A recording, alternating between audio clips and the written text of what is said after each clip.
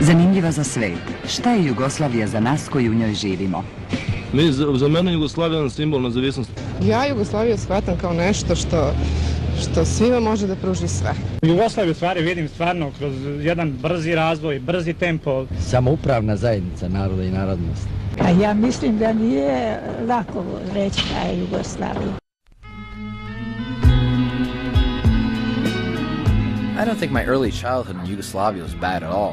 I always got a lot of presents, the family was close, and close friends were the extended family. So it was a very close culture, and people really cared about each other in so many ways that you just don't see that here in the same way. It's people are isolated from each other. They work and they go home and they just watch television in the evening. We liked to watch TV as well, and even had a camcorder, which I, being the cinematically gifted child that I was, always tried to get my hands on. What I really wanted was the camera he was holding. When Mom took over the camera so Dad could come, I changed my story.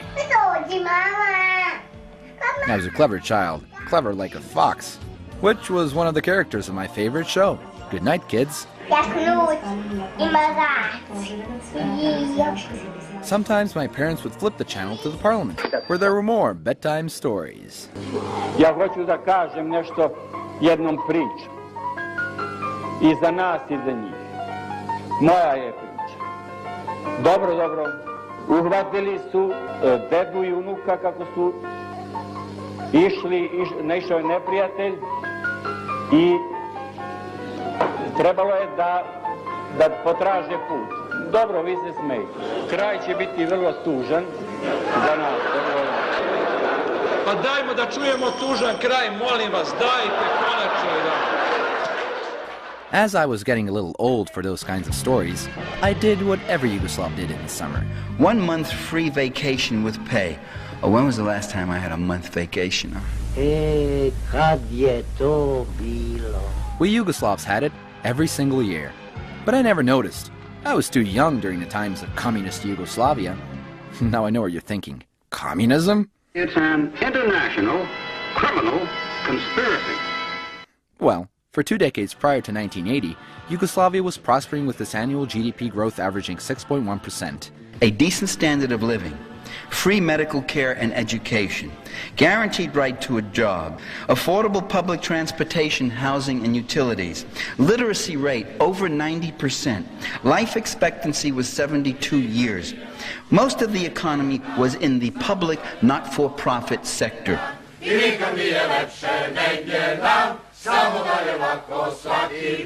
Yugoslavia was a different case because it had established its own form of a socialist model of economic activity, which was a mixed economy with private capitalist enterprise, with state-run industry, and with worker cooperatives. It was considered to be a success story of market socialism.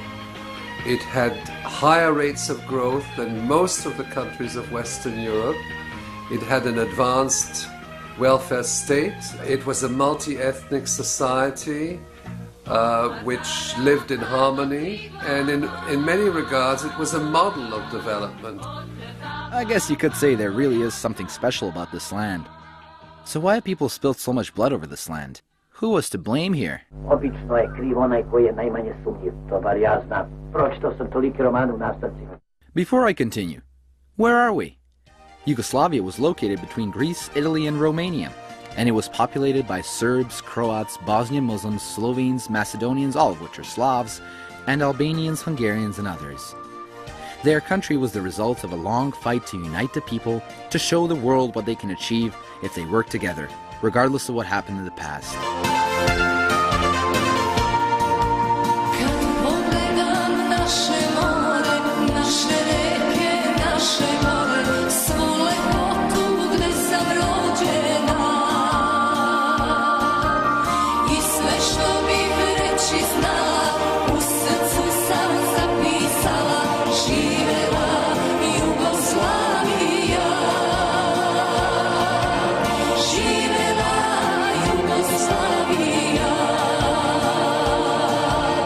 Throughout history, this idea has been a thorn in the eye of many empires and world powers.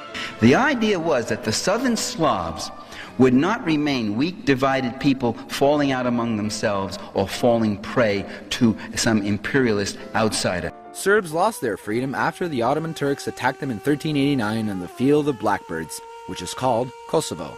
With the Serbs, the loss of statehood that lasted several centuries, for instance, produced a strong anchorage in the myth of Kosovo. Journalists come to Serbia and say, why are you Serbs so darn crazy that you celebrate a battle that you lost? You talk about the Battle of Kosovo, and you're always talking about a battle, how great it was, that you fought to the death, but you lost. Aren't you guys masochistic? Isn't there something wrong with you? And I said, ever heard of the Alamo? Remember the Alamo? Ever heard of Masada, in which the Jews defended to the death and then committed suicide rather than to be captured? For standing up against the Turks, Serbs were persecuted and inventive torture devices were implemented. We lived under terrible persecution. We were whipped. We were lynched, except the manner in which we were lynched was by impalement. We were impaled. Now, if you don't know what impalement means a sharpened stick is put up your anus, driven through your body, and exits through your back without going through your vital organs. There were experts, Turkish Ottoman experts, who did that. So you were impaled, like Christ was put on the cross, to suffer. There was, however, a way to avoid all this. Convert to Islam. And many did. Many had no choice. This made a part of the Slavic population Muslim, while the rest was Christian Orthodox. On the other hand, the state religion of the Austrian Empire was Roman Catholic, with a large Croatian population greatly influenced by this. When the Austrians illegally took over Bosnia and its large Yugoslav population in 1908, the Yugoslav dream had never been more threatened. So, a group of Yugoslav nationalists, Young Bosnia, which included Serbs, Muslims and Croats, decided that enough was enough. A young man, perhaps you've heard of him, Gavrilo Princip, shot and killed the Austrian Archduke Ferdinand in Sarajevo. Afterwards he was quoted as saying, "I am a Yugoslav nationalist, aiming for the unification of all Yugoslavs. We must be free from Austria." Although the assassination of their Archduke did kind of make the Austrians mad, and heck, now they had a reason to attack the last Slavic stronghold, Serbia. This was, however, not the real reason for the attack. The Austrians and Germans had a plan to expand their empire to the east.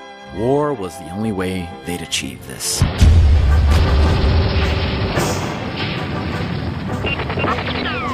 During the early period of World War I, a bunch of Yugoslav politicians fled the Habsburg Empire and formed the Yugoslav Committee in London to raise funds and realize the Yugoslav dream. Towards the end of the war, the committee met up in Corfu, Greece with the Serbian government and declared that Serbs, Croats and Slovenes were, quote, the same by blood, by language, by the feelings of their unity, by the continuity and integrity of the territory in which they inhabit undividedly, and by the common vital interests of their national survival and manifold development of their moral and material life. It was what the Austrians and Ottomans had feared. The old world order was gone. Yugoslavs finally got a country of their own. The Kingdom of Yugoslavia was sadly short-lived, because another war was brewing soon, the likes of which the world has never seen. In hopes of keeping Yugoslavia out of the war, Yugoslav Prince Paul signed the tripartite treaty with Nazi Germany in 1941, but the British didn't like this, so they encouraged a coup d'etat and mass rebellion against the pact. The British were happy, now Hitler wasn't. In fact, he was so angry, he wanted to wipe Yugoslavia off the map. Yugoslavia was attacked from all sides. Yugoslavia at that time was divided up into 12 pieces, and some of it went to fascist Hungary, some of it went to fascist Italy. Macedonia went to the Bulgarians and the Albanians, and Serbia was occupied by the Wehrmacht and ruled by the Germans. Croatia and Bosnia were united in a Croatian fascist state under the Ustaša regime. This was called the Independent State of Croatia. The idea, of course, in 1941 was that Croatia would be a condominium for German power in the Balkans. The Croatian fascists were quick to start eradicating all non-Croatian elements in the state. You know what that meant? Serb hunting season started.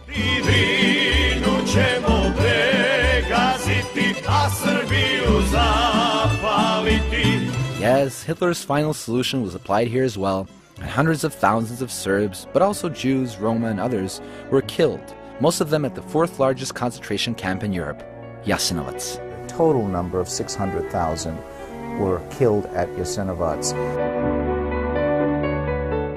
The Croatian fascist regime, the Ustaša regime, had one aspect that was very distinctly different, and that was that it was a clerical fascist regime. It integrated into its political dictatorship the Catholic clergy. They were at the top of the government, in the leading councils of government, and they were also in the military, and they were also in the concentration camps. They were at Jasenovac. Some of the actual camp directors were priests. Croatian Inquisition, which took place in World War II, makes the Spanish Inquisition just look like child's play. Pope Pius supported this fascist regime. The top leadership of the Vatican was fully cognizant of what was going on there. On the other hand, royalists loyal to the crown, called Chetniks, decided to act. The Chetniks were the resistance movement which, even though proclaimed itself the Royal Yugoslav Army in the fatherland, was composed almost exclusively of the Serbs.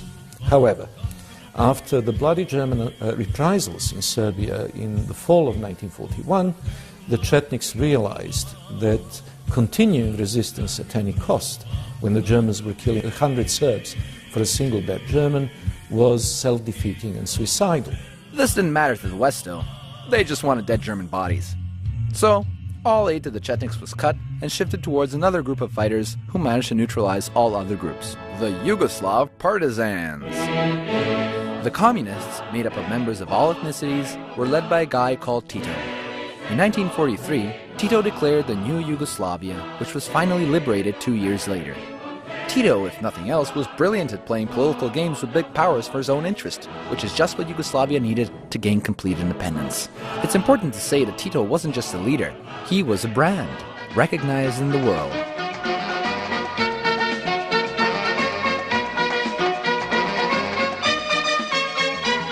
He was one of the founders of the non-aligned movement. And why were they so important? They were able to play a middle ground for the great powers that allowed the great powers to potentially talk to each other and discuss certain issues that could not be talked about openly. He hopes to perform the difficult feat of walking both sides of the street, east and west. Tito's strong arm kept the country together. When he died on May 4th, 1980, many in Yugoslavia were crying. Maybe not so much for him as much as they were crying for Yugoslavia itself.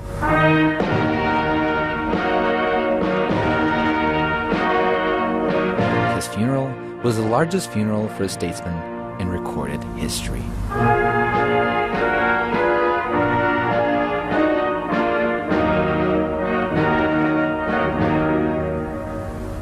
Then things started to fall apart when Yugoslavia began to get into debt to international creditors shortly after Tito's death. In 1984, while the eyes of the world were pointed at Sarajevo, where the Winter Olympic Games were being held, the Reagan administration was specifically targeting the Yugoslav economy in a secret memo, National Security Decisions Directive 133, which stated that U.S. policy will be to promote the trend towards a market-oriented Yugoslav economy. And it was in line with previous decisions directives which advocated expanded efforts to promote a quiet revolution to overthrow communist governments and parties. It triggers a whole series of other initiatives, most of which are not published. The decision directive simply states that what the United States would want to achieve is that Yugoslavia cease to be a market socialist economy and become a free market economy model on the West. As the Soviet system was on its last legs in 1988, Washington wasted no time in sending advisors to Yugoslavia from a non-profit organization with a high-sounding name, the National Endowment for Democracy, or NED. Good morning and welcome. It's good to have you all here to help celebrate the launching of a program with a vision and a noble purpose. The establishment of the National Endowment goes right to the heart of America's faith in democratic ideals and institutions. However, Alan Weinstein, who planned the NED, told the Washington Post in 1991 that a lot of what we do today was done covertly 25 years ago by the CIA. This basically means that the NED was really a sort of CIA spin-off. Instead of having just the CIA going around behind the scenes and trying to manipulate the process secretly by inserting money here and instructions there and so forth, they have now a sidekick, which is this National Endowment for Democracy, NED. Thus, the NED started handing out generous bribes in every corner of Yugoslavia, financing opposition groups, buying up hungry young journalists with dreams of a new life, and financing trade union opposition, pro-IMF economists, and human rights NGOs. The National Endowment for Democracy also controls and pays for the Center for International Private Enterprise, which in turn funded the G17. Who were the G17? They were an NGO made up of 17 free market economists, with 3 of the leading members being Washington-based staff members of the International Monetary Fund and World Bank, Dusan Vujovic, Željko Bogatic, and Branko Milanovic. G17 coordinator Professor Veselin Vukotic worked closely with the World Bank, and as the Minister of Privatization under Yugoslav Premier Ante Markovic, he was in charge of the World Bank bankruptcy program in Yugoslavia during 1989 and 1990, which led to the devastation of the Yugoslav economy. Other members of the G17 consult for the World Bank and attend World Bank organized meetings. In 2002, they formed a political party in Serbia, and since then, despite the fact that in every election they've gotten between 7 and 11% of the popular vote, G17 controlled the Ministry of Finance and the Ministry of Economy of Serbia. This is not simply a group of economists. It is a network. The IMF and World Bank use this network to impose their policies on Yugoslavia. And how do they do it? First, they force governments to do away with any social protections, subsidized food or rent, free transportation, free medical care, all those things you don't really need, out the window. You cut back in public sector spending. You cut wages. You cut employment. You abolish worker management enterprises. In other words, you force your people to work harder for less. Second, they use economic manipulation and new laws to force businesses, public and private, into bankruptcy. The World Bank describes this mechanism as a trigger mechanism. They use that term. They say we need to trigger the bankruptcy of Yugoslav industry. Then, these businesses are taken over by a small clique of leveraged buyout speculators and other powerful foreign economic interests. They purchase the businesses at rock-bottom prices. Creditors could simply take hold of these enterprises within a 45-day period, and either the enterprise had to close down or it was privatized. This is called privatization through liquidation. World Bank data confirms that under Vukotic's direction from January 1989 to September 1990, more than 1,100 industrial firms were wiped out. The standard of living declined 18% between January and October 1990. This downturn raised unemployment to 20% and thus increased tensions between the republics. Impoverished the population through these sweeping IMF reforms, which in turn contributed to heightening social and ethnic strife. So you have dissatisfaction of everybody, and everybody's looking for a guilty party.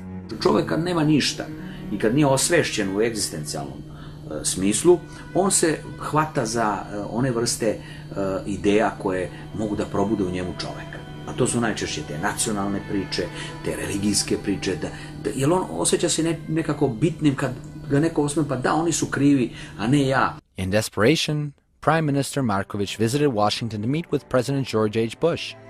He said that rising tensions among nationalities would be a consequence of his austerity privatization plan. So he asked for $1 billion in aid and said that if aid didn't come, there would be trouble. And we all know the Americans didn't want any trouble. In November 1990, President George Bush went to the U.S. Congress and pressured them to pass the foreign appropriations law that called for the cutting off of all aid and credits to Yugoslavia. The law also demanded that if any republic in Yugoslavia wanted further U.S. aid, it would have to break away from Yugoslavia and declare its independence. Okay, it's not a conspiracy theory, it's not my speculation, it's not my analysis, it's a public law. It's a public law. It required the U.S. State Department approval of election procedures and results in every one of the republics. It required that the republics do not hold national elections, but hold elections only in their own republics, and that the aid would go individually to those republics. And when the aid did go, it went to those groups which the U.S. defined as democratic groups, which meant small right-wing ultra-nationalist and even fascistic parties. This fracturing of Yugoslavia was not the result of pre-existing internal divisions. Those internal divisions were heightened as a result of an outside intervention. By 1991, the inflation was 200%, and the Yugoslav federal government was unable to pay the enormous interest on its foreign debt, or even to arrange the purchase of raw materials for its industry.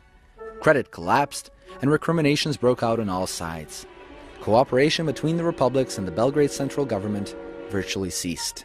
The republics were not getting any money from the federal government, they weren't transferring any tax revenues, so the whole federal fiscal structure had collapsed, and the republics were left to their own devices. And then came in, of course, a new form of nationalism. As the Americans demanded, multi-party elections were held, and economic policy was at the center of the political debate, as nationalist and separatist coalitions ousted the communists in Croatia, Bosnia, and Slovenia. And with the republics at another's throats, both the economy and the nation itself embarked on a vicious downward spiral. Of course, the local political figures did their best to calm the people down.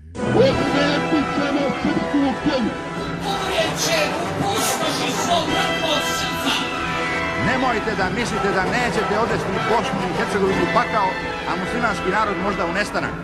The people needed a hero to save them, someone with their interest at heart. Instead, they got these guys.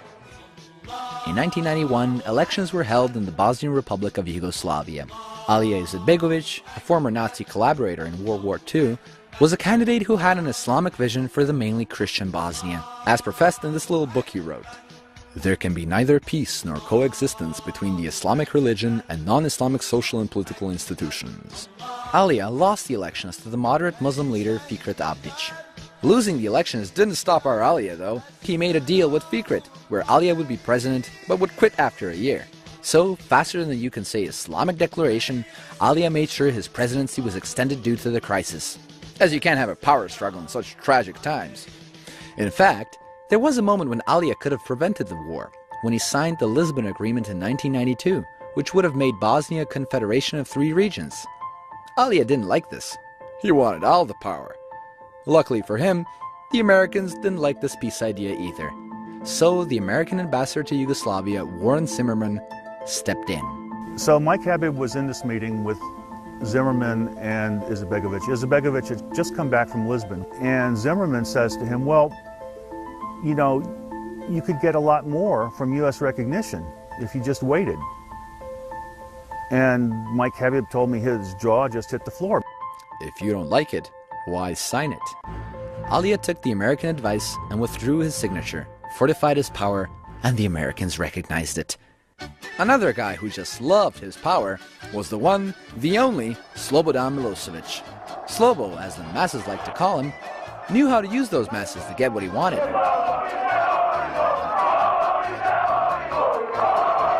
With a little luck and help from his close friend Ivan, the president of Serbia, he got sent to Kosovo in 1987, where Serbs felt threatened by the Albanians. During a scuffle with the police, one Serb asked Slobo why the police was beating them. Slobo then rightfully proclaimed he became an overnight star as the protector of all Serbs. However, this incident with the police was fairly localized. This guy needed a bigger stage. So, because he was so thankful to his friend Ivan, he booted him from the presidency. He also got him killed a decade later. You'd think that after Slobo became the new president of Serbia, he'd calm down. But no, he still needed a bigger stage. And what luck, a big anniversary was coming up. As Serbs were marking the 600th anniversary of the Battle of Kosovo, which is the crux of their historical culture, waving Serbian, Yugoslav, American, and Canadian flags, singing patriotic songs, Slobo took the stage and what the West described as a nationalist call to arms inflamed the audience. Jugoslavija je višenacionalna zajednica i ona može da opstane samo u uslovima potpune ravnopravnosti svih nacija koje u njoj žive.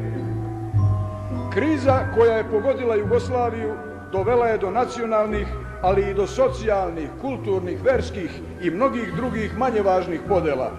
Njihovo otklanjanje olakšat će otklanjanje drugih podela i ublažiti posljedice koje su te druge podele izazvale. All right, maybe it wasn't that inflammatory, but at least the opera singers afterwards were pretty cool. But if you think this guy had high ambitions, what about a guy being compared to Jesus Christ? Danas je Krist triumfalno ušao u Jeruzalem, dočekan i pozdravljen od naroda kao Mesija. I glavni grad Hrvatske danas liči na Jeruzalem. Franjo Tuđman dolazi pred građane. Holy f***, the savior of the Croatian people, Franjo Tuđman. No pressure, eh? Now, Franjo won the elections fair and square, but the people around him weren't really that good at hiding what was going to happen next. Nikakvog rata neće biti. Even these guys aren't buying it. Franjo's government was quick to arm themselves illegally. Nismo naoružavali HDZ-ovci. Yeah, right. What about this? Mi imamo sad naoružali 80.000 za Kalašnjikove. It seemed like war was the only option. Thankfully, there were many citizens who just said no.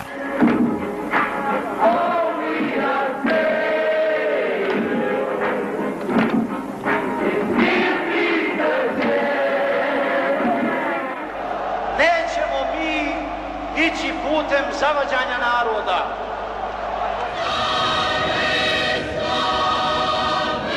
Yugoslavs stood a lot to lose if Yugoslavia broke up.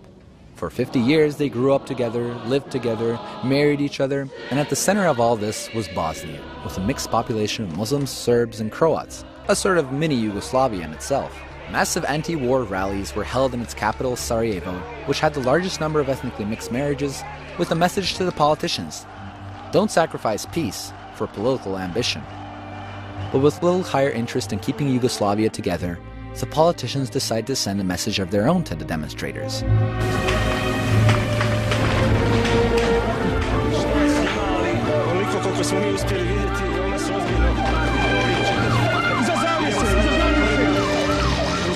Slovenia and Croatia were the first who decided that peaceful negotiations weren't working out for them, so they unilaterally declared independence in 1991. Odločil da postane samostojna in neodvisna država. Bosnia followed in 1992. All of them were quickly recognized by the West. When the White House announced that we would be recognizing Slovenia, Croatia, and Bosnia, we at the State Department had no idea what that decision would be before it was announced, which is a very peculiar state of affairs. I was a desk officer, the office director. Nobody at the working level had any idea what the White House would decide. So you can say that the decision was a political one. It was not based on a careful consideration of what recognition might entail. It was, in essence, a dependable way of making conflict inevitable. The question was, would the people buy it?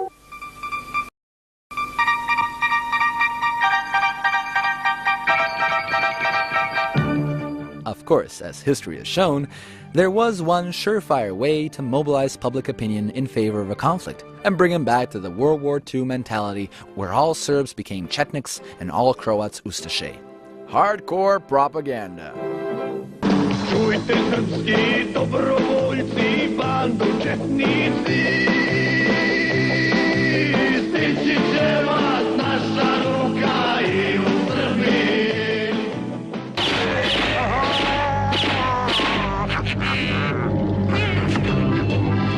Moja specijalnost je ubijanje četnika.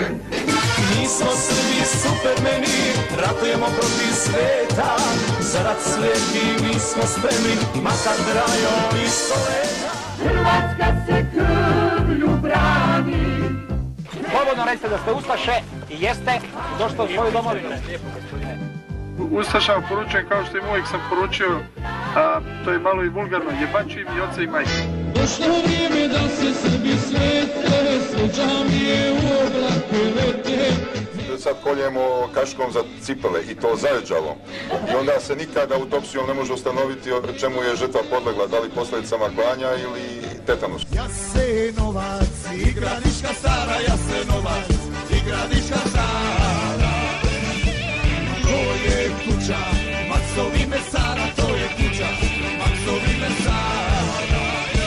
Ja mislim da sve djevojke misle ko i ja, da ove fašiste četničke treba poklati, poubijati. Vi ste slomili kičmu četničkog neprijatelja. Srećan prolazak kroz minska polja uz pjesmu Učini bar jedan pogrešan korak. A tamo je i razrušeni Vukovar. U kojem neprijatelj iskazuje i dalje genocidnost, masakrirajući vukovarske Srbe. Hrvate. Slika iz Vukovara sve govori i u potpunosti negiraju sve tvrdnje hrvatske zagrebačke propagande o ubijenim Hrvatima. Slike iz Vukovara sve govore i u potpunosti negiraju sve tlapnje beogradske propagande o ubijenim Srbima. Yep, they were all pretty much the same. Ratovi su pripremljeni i priroda ratova pripremljena je mnogo ranije, pre nego što su sami ratovi počeli. Kada su već ratovi počeli, uloga medija je bila da dodatno homogenizuje, da dodatno brutalizuje, da donese nove motive ljudima da učestvuju u ratu i da budu što je moguće gori. Pa eto, kad gledam televiziju, vidim šta se radi i želim da pomognem i vredi žrtvovati za ovu našu Srbiju. To je život. There was no official military mobilization. It all worked on a voluntary basis. Ti. Vi ste dobrovoljci. One man, though, who could make a difference, realized where this madness was heading. His name was Josip Kir. Moj suprug je 1991. godine bio načelnik policijske uprave Osječko-baranjske županije. Tada nije bilo vojske, hrvatske vojske. Dakle, sve probleme koji su početkom rata dolazili rješavala je policija. As rebel Serbs had put up roadblocks to control passages towards Serb-populated areas, Josip Kir, who was a Croat, decided to resolve these issues in a peaceful manner. Isključivo pregovorima on je i uspijevao ukloniti svaku barikadu. Moj suprug nije dijelio ljude po nacionalnosti, dijelio je ljude na dobre i loše. Očito mu je to bila i mana, jer tada je HDZ bio na vlasti i ekstremni dio HDZ-a se nije slagao sa njegovom mirovnom politikom. Kir was quickly becoming an obstacle to the aspirations of the Croatian HDZ and had to be taken out. Mog supruga je ubio HDZ-ovac, hrvatski državljanin, Antun Gudalj, a on je samo izvršitelj. Who ordered the assassination, however, remains unresolved. I tada je jedan tisak na dan njegovog ubojstva objavio naslov Otišao Kir i Slavonski mir. Yes, the war had started, best characterized by two words. Ethnic cleansing. Ethnic cleansing. Ethnic cleansing. Ethnic cleansing. Ethnic cleansing. Ethnic cleansing. The term, however, was nothing new in the Balkans, as it was first used in World War II to describe how the Croatian Ustaše were cleansing Croatia of unwelcome ethnic elements, such as Serbs and Jews. In the minds of the Serbs during the 1990s, this was very much engraved in their national memory. Franjo didn't care because he knew he had the support of just the right people. German Foreign Minister Hans-Dietrich Genscher, in almost daily contact with Zagreb, gave his go-ahead for Croatian secession, and actually pressured its Western allies to recognize Slovenia and Croatia. Švaba, znao sam. Ko će na Srbina da udari nego Švaba? Kako on bre više ne dosadi, je? The German Serbophobia, it was geopolitical in the sense of 1914 and 1941. And that continuity also reflected itself in the almost visceral preference for the Croats and the Slovenes, who after all had belonged to the German cultural and state structures for hundreds of years. There was, however, one problem in this plan. The Serbs, who were now a constitutional people of Croatia, that pretty much meant that no decisions about Croatia could be made without the Serbs, while Serbs and Croats had an equal status. Now, Serbs were facing increasing discrimination by the Croatian government. A lot of people were killed outright and threatened. People lost their jobs. It wasn't just Serbs, even, say, Croatians whose married partner was Serbian faced similar discrimination. Franjo knew this all too well. So what did he do? He wrote a new constitution. The Constitution says that Croatia is a country of Croats. That's automatic ethnic cleansing, constitutional. By creating such a Croatian constitution, Franjo violated the Yugoslav constitution, which he considered invalid. But he still wanted to keep the internal Yugoslav borders. The Serbs had a different idea. What the Croatian Serbs wanted was to have control over the lands they populated, their own self-government, their schools, a right to preserve their language, culture, and national identity. The Croats really wanted the same, feeling threatened by what was now being described by Zagreb as the Serbo-Yugoslav giant. The Serbs thought, well, if the Croats can separate from Yugoslavia, why can't the Serbs separate from Croatia? After all, the same thing happened in America back during the Civil War. When Virginia seceded from the U.S., the northwestern part of the state seceded from Virginia to form West Virginia that was loyal to the Union. And when I got there, when we inspected the lines, and these guys all told me these heroic stories of how they were just simple peasant Croats that had been, patriots. And the JNA was this formidable fighting force that they had overcome. And all the weapons that they had, they said that they'd had to capture from the JNA. Well, that might have worked on someone else. When I looked around and I did my int training, and I knew who made various Kalashnikovs. And every single one of the weapons carried by these guys, everything from machine guns to sniper rifles, was all made in East Germany. Even though Croatia never officially admitted that Germany was arming them, they decided to thank the Germans with a song. In German, so only the Germans would understand. Danke Deutschland, meine Seele brennt. Danke Deutschland für das liebe Schenk. If you follow that bouncing ball, just recently, just last summer, Croatia donated surplus, I forget how many, 4,000 or 5,000 Kalashnikovs to the Afghan National Army. Those aren't surplus. What they're doing is hiding essentially a murder weapon. The Serbs had more than enough weapons, and they were too eager to crush the Croatian army. A što se ove njihove armije tiče, znate, to 20-30 četnika rešava sve.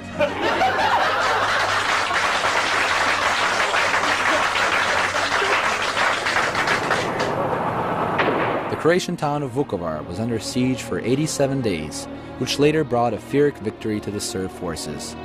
Why Pyrrhic? Well, because they actually destroyed the entire city.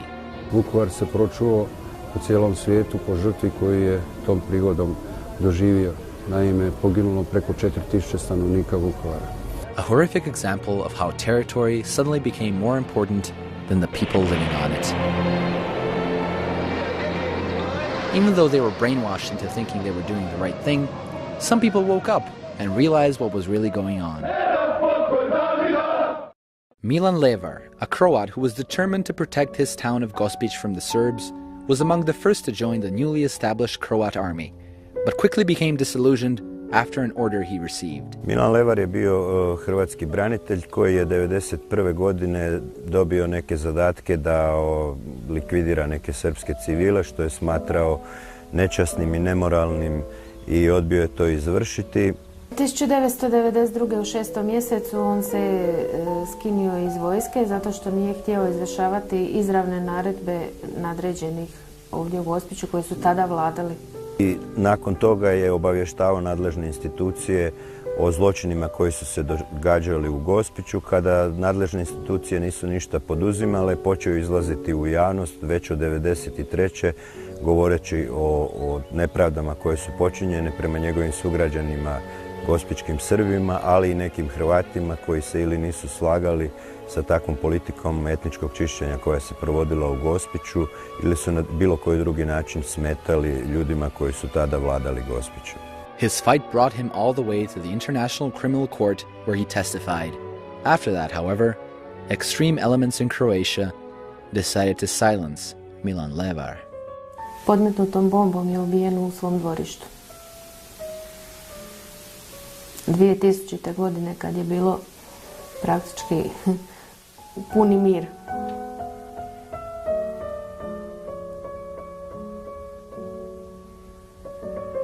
Milan Levar je bio simbol Hrvata koji se s time nije mirio, simbol Hrvata koji je htio pravednu Hrvatsku, zbog toga je on ubijen. Vlast je procesuirala djelomično taj zločin, otkrila je za 50 ubijenih osoba tijela, kaznila je trojicu odgovornih sa po 15, 12 i 10 godina i tu se zaustavila. Instead of building peaceful and trusting relationships between the warring sides in Croatia, in 1992, the Pentagon was too busy proclaiming its imperial hegemony over the world in its defense planning guide. According to the New York Times of 1992, this document asserts that the only possible course for the U.S. to pursue is complete world domination, and it adds that no other country has the right to aspire to the role of leadership, even as a regional power. It's simply looked upon itself now as the supreme power in a unipolar world, and that they could do whatever they wanted to do. Yugoslavia had to be broken down, and there was no better symbol for Yugoslavia than its Central Republic of Bosnia. War erupted into the worst bloodbath in Europe since World War II.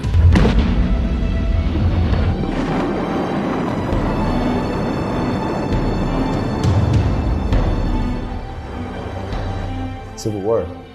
Civil war is the worst kind of war. It involves brother versus brother, family member versus family member, and it is one of the ugliest kind of conflicts.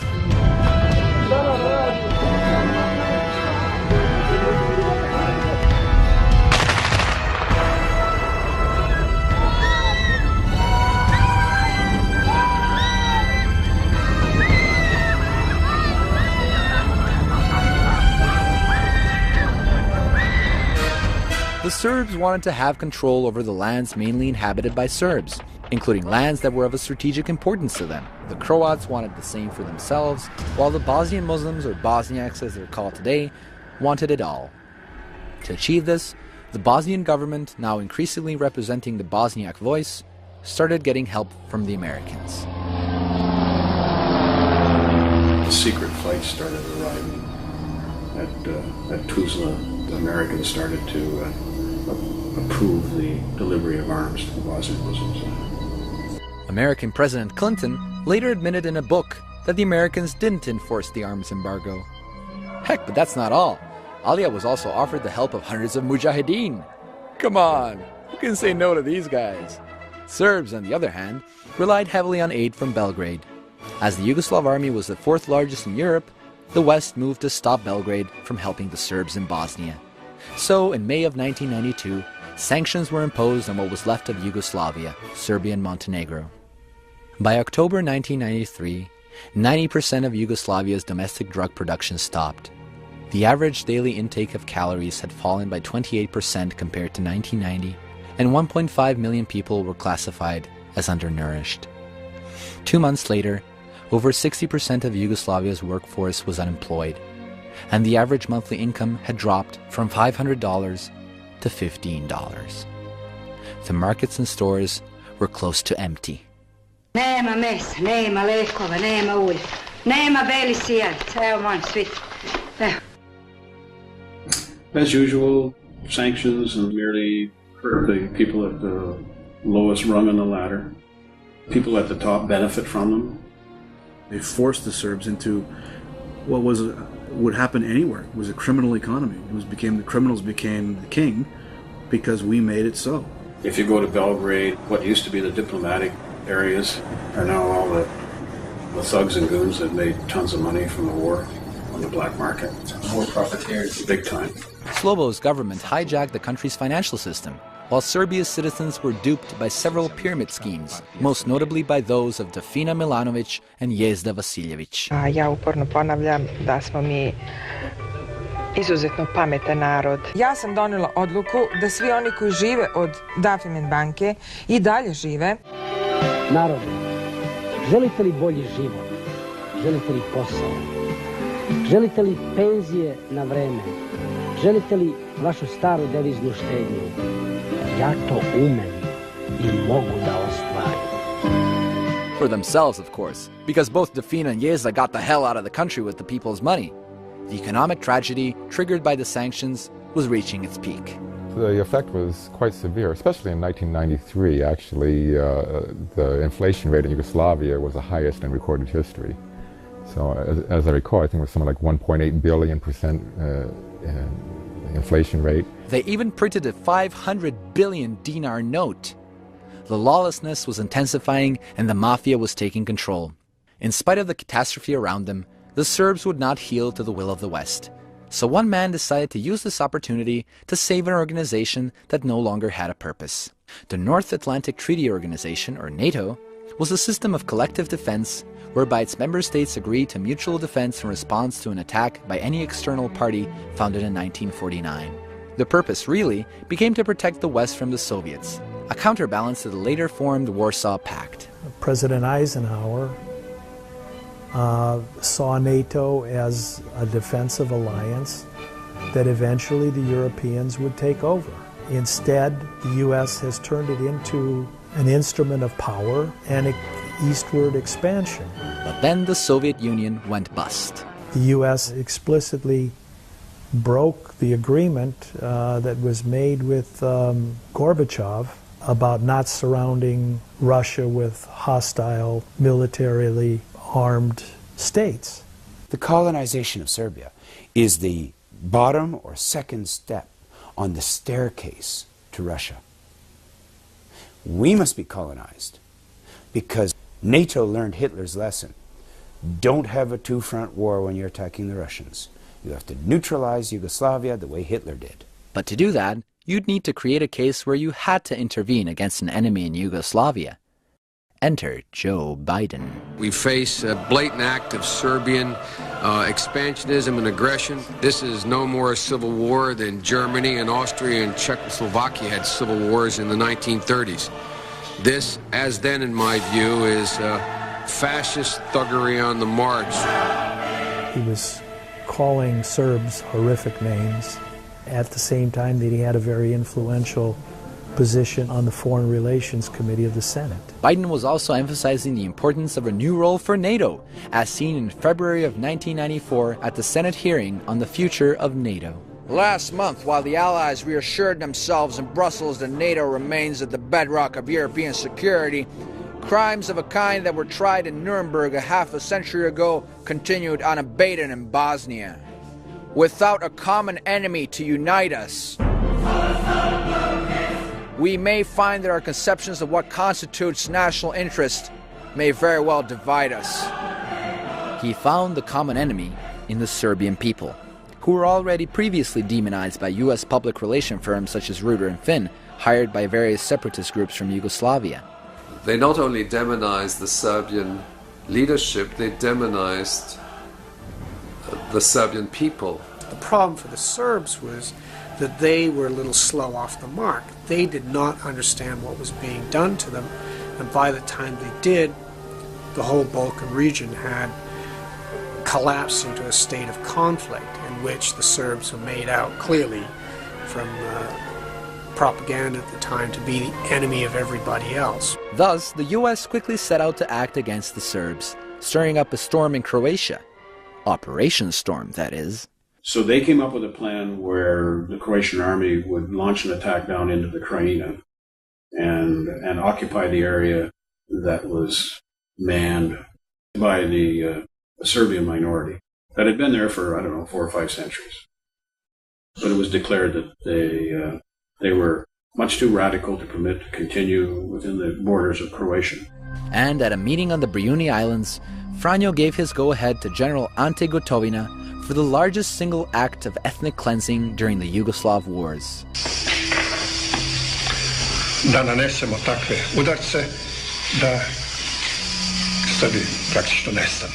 Jer to je važno, slušajte, da i ti civili, znate, da pođu, pa će onda i vojske, tako da kad pođu kolone, to djeluje psihološki jedni na druge. Znači, na taj način im dati put, a jamčiti tobože građanska prava i tako. An operation that lasted 84 hours in August of 1995 resulted in the death of around 2,000 and 250,000 ethnically cleansed Serbs.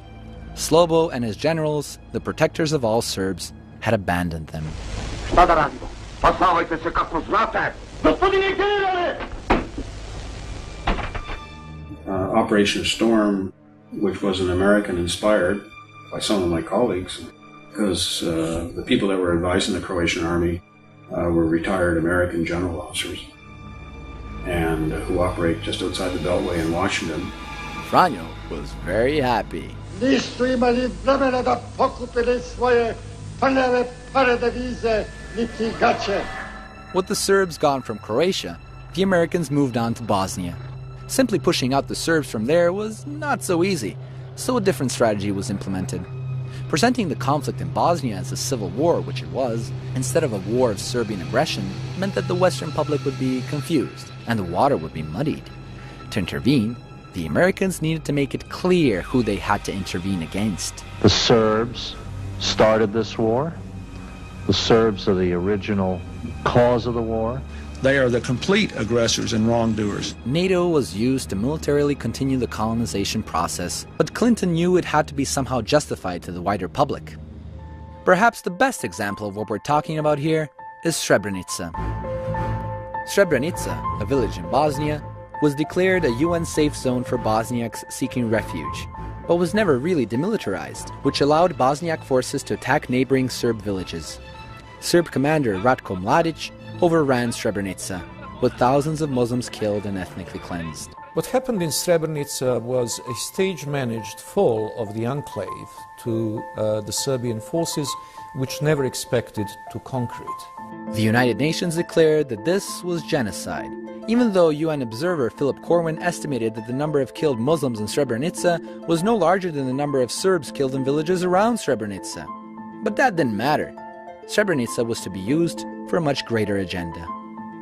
There are trustworthy witnesses on the Muslim side who claim that Ali Izetbegovic told them that Bill Clinton had indicated to him, Izetbegovic, that 5,000 dead Muslims would be the price of NATO intervention on the Bosnian Muslim side.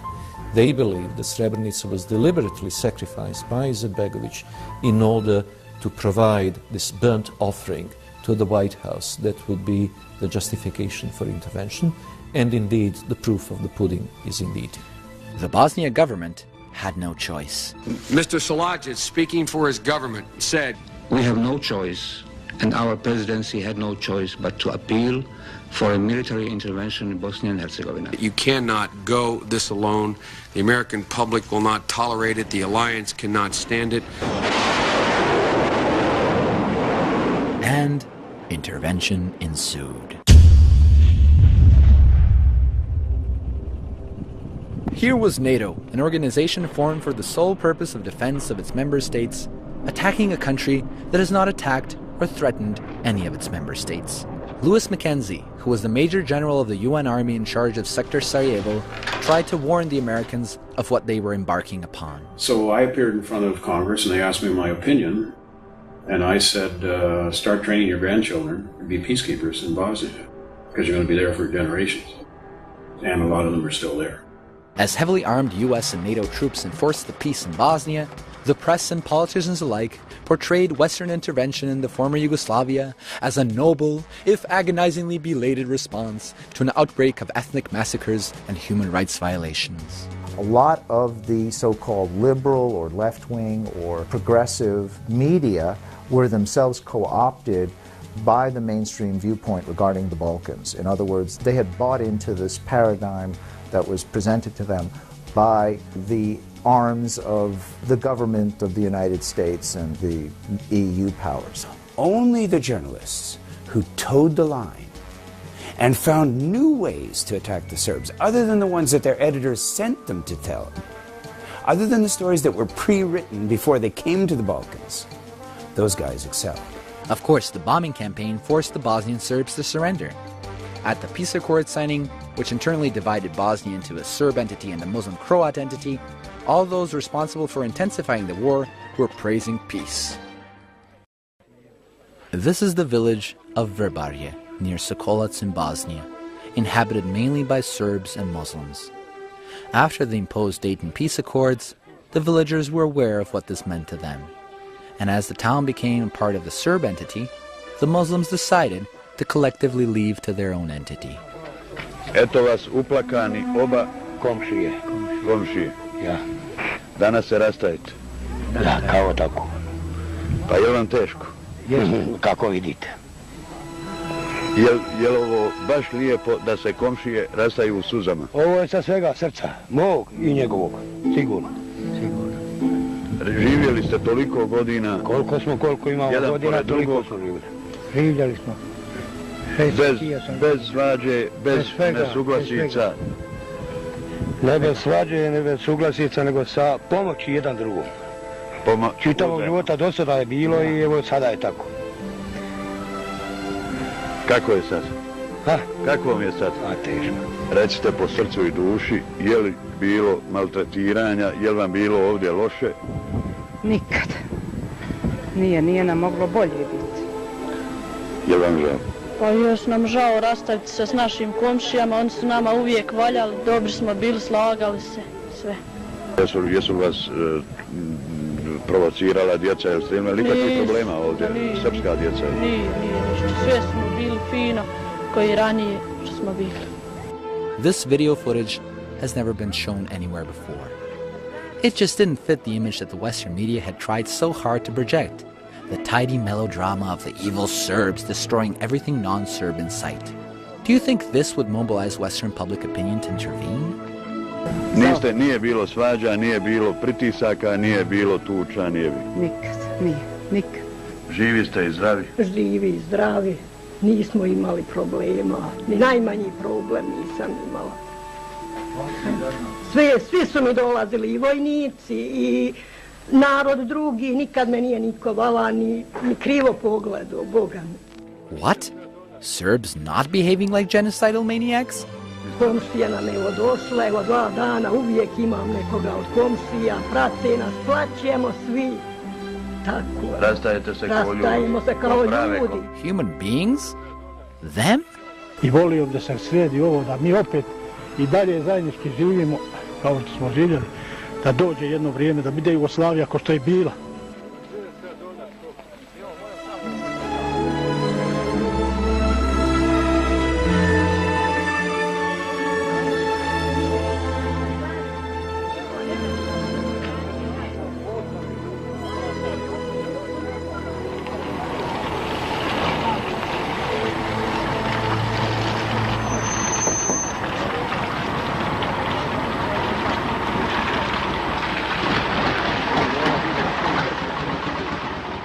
Human compassion was something that was completely normal to a young Serbian man from Trebinje in Herzegovina called Srđan Aleksić. Srđan's father recalled how his son noticed that the Serb police was arresting a man on an ethnic basis. Srđan je vidio da policajci vode Alena, pošao je za njima da vidi šta je razlog što ga vode. Dogodilo se da su naišli na pijanog vojnika koji je oteo Alena iz ruku policajaca kada je shvatio da je ovaj musliman. Ovaj vojnik je izvadio nož da zakolje Alena na ulici kao na najgrublji način što se može oduzeti čovjeku život. Srđan se umiješao, pohrvao se s vojnikom, Alen se skočio, pobjegao, Srđan je izbio nož vojniku iz ruka i pošao da ide, ali su naišla još 3 vojnika koja su iz daleka vidjeli da Srđan hrve sa vojnikom, napali su Srđana, oborili ga, gazili ga nogama, udarali. Srđan je ostao na ulici unesvješćen, vojnici su otišli kao obavili su svoje posao i živjeli se na čovjekom. Srđan je prevezen u bolnicu, konstatovan izliv krvi na mozak, 7 dana se Srđan borio za opstanak, za život. 7. dan, na sami dan 27. januara 1993. godine je Srđan umro. This is one among many stories of true heroism that never made it to the Western media. The West was more focused on escalating the conflict so they could have the excuse for jumping in for their own interests. As the world celebrated peace in Bosnia, the international financial institutions were busily collecting former Yugoslavia's external debt from its remnant states, while transforming the Balkans into a safe haven for free enterprise. In late 1995, the West unveiled a reconstruction program that stripped Bosnia of sovereignty to a degree not seen in Europe since the end of World War II. It was pure colonialism, consisted largely of making Bosnia divided territory under NATO military occupation and foreign administration. This pattern of intervention was so successful that the West just had to replicate it in Kosovo. But I think that the region is very important in geostrategic terms, and they saw Kosovo as a very potential country to actually secure their presence in the region. But the West underestimated the importance that Kosovo has to the Serbian people.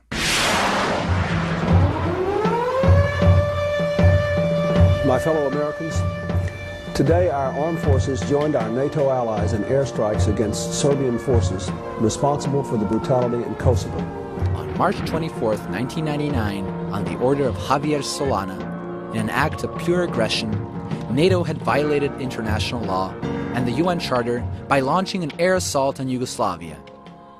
The people of Yugoslavia, however, decided to show their true spirit by going outside, singing songs and having fun on their bridges in spite of the catastrophe around them.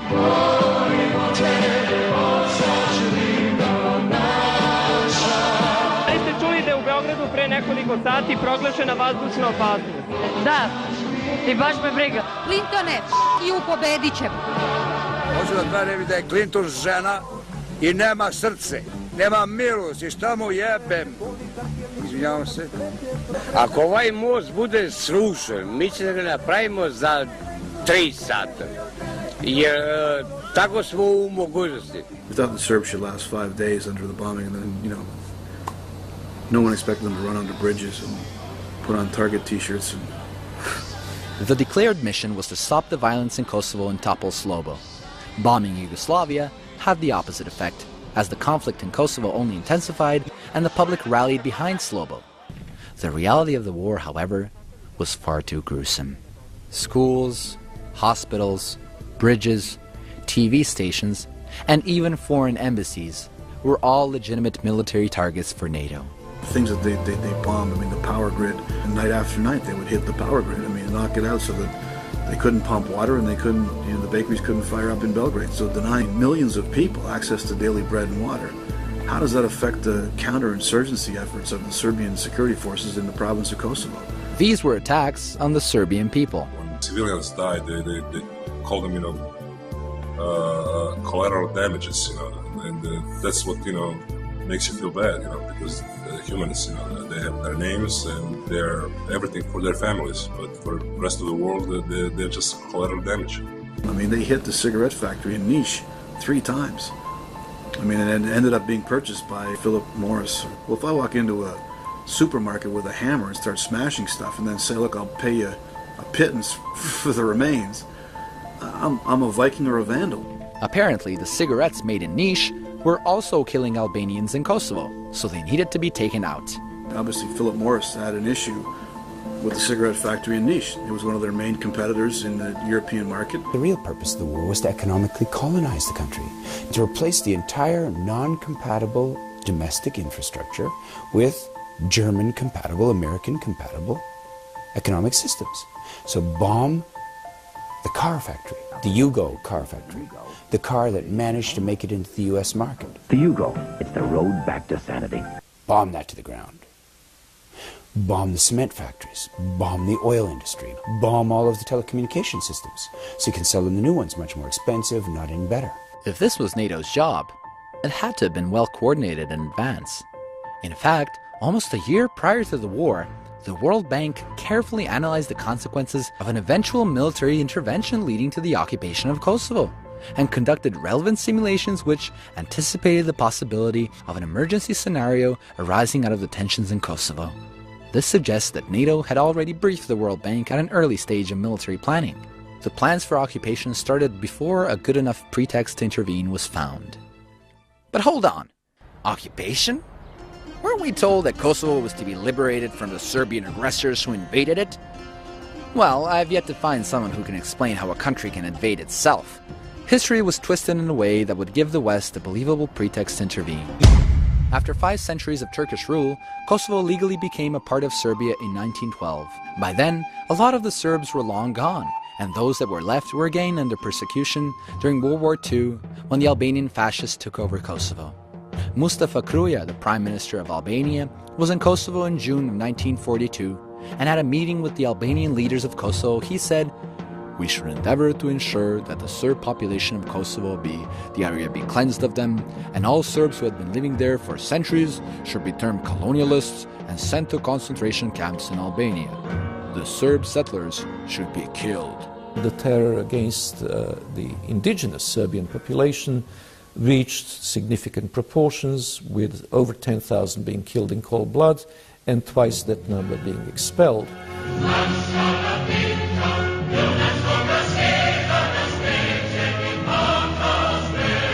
Here's Tito with Enver Hoxha, the Albanian dictator during communist times.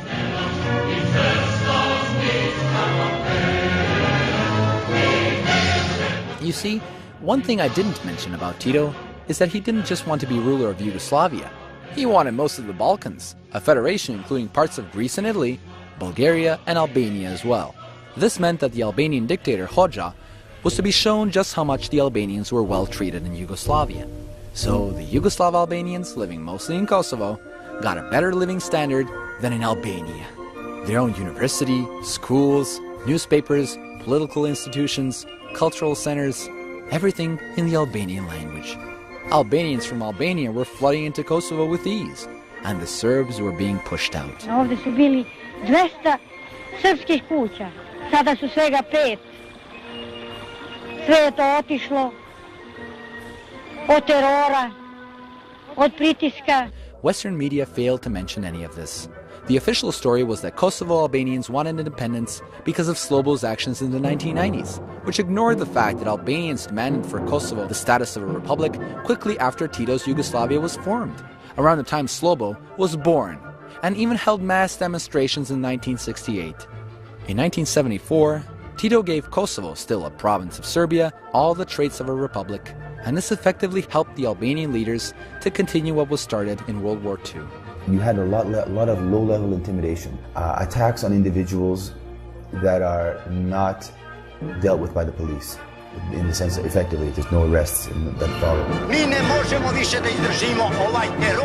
A New York Times article published on July 12, 1982, many years before Slobo came to power, said that the exodus of Serbs is admittedly one of the main problems that the authorities have to contend with in Kosovo. Regarding the Albanians who want to separate from Yugoslavia, Beqir Hoti, an executive secretary of the Communist Party of Kosovo, stated that the nationalists have a two-point platform. First, to establish what they call an ethnically clean Albanian republic, and then the merger with Albania to form a greater Albania. And they were desperate for help. They needed it at any cost. Any cost, you say?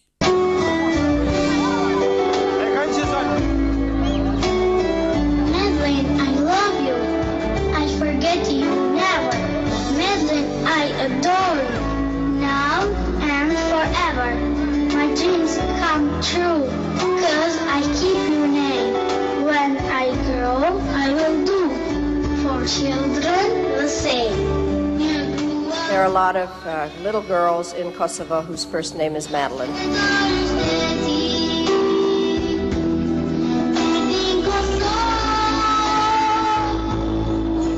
If you want, we can talk here, we can go outside.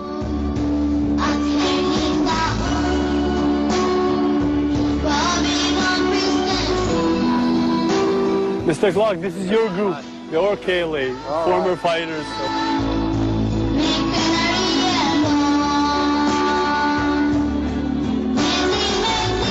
Thank you for the enormous amount of money you've raised tonight.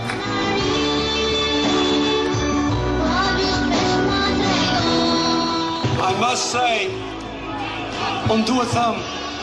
I never expected that anywhere someone would make such a big statue of me.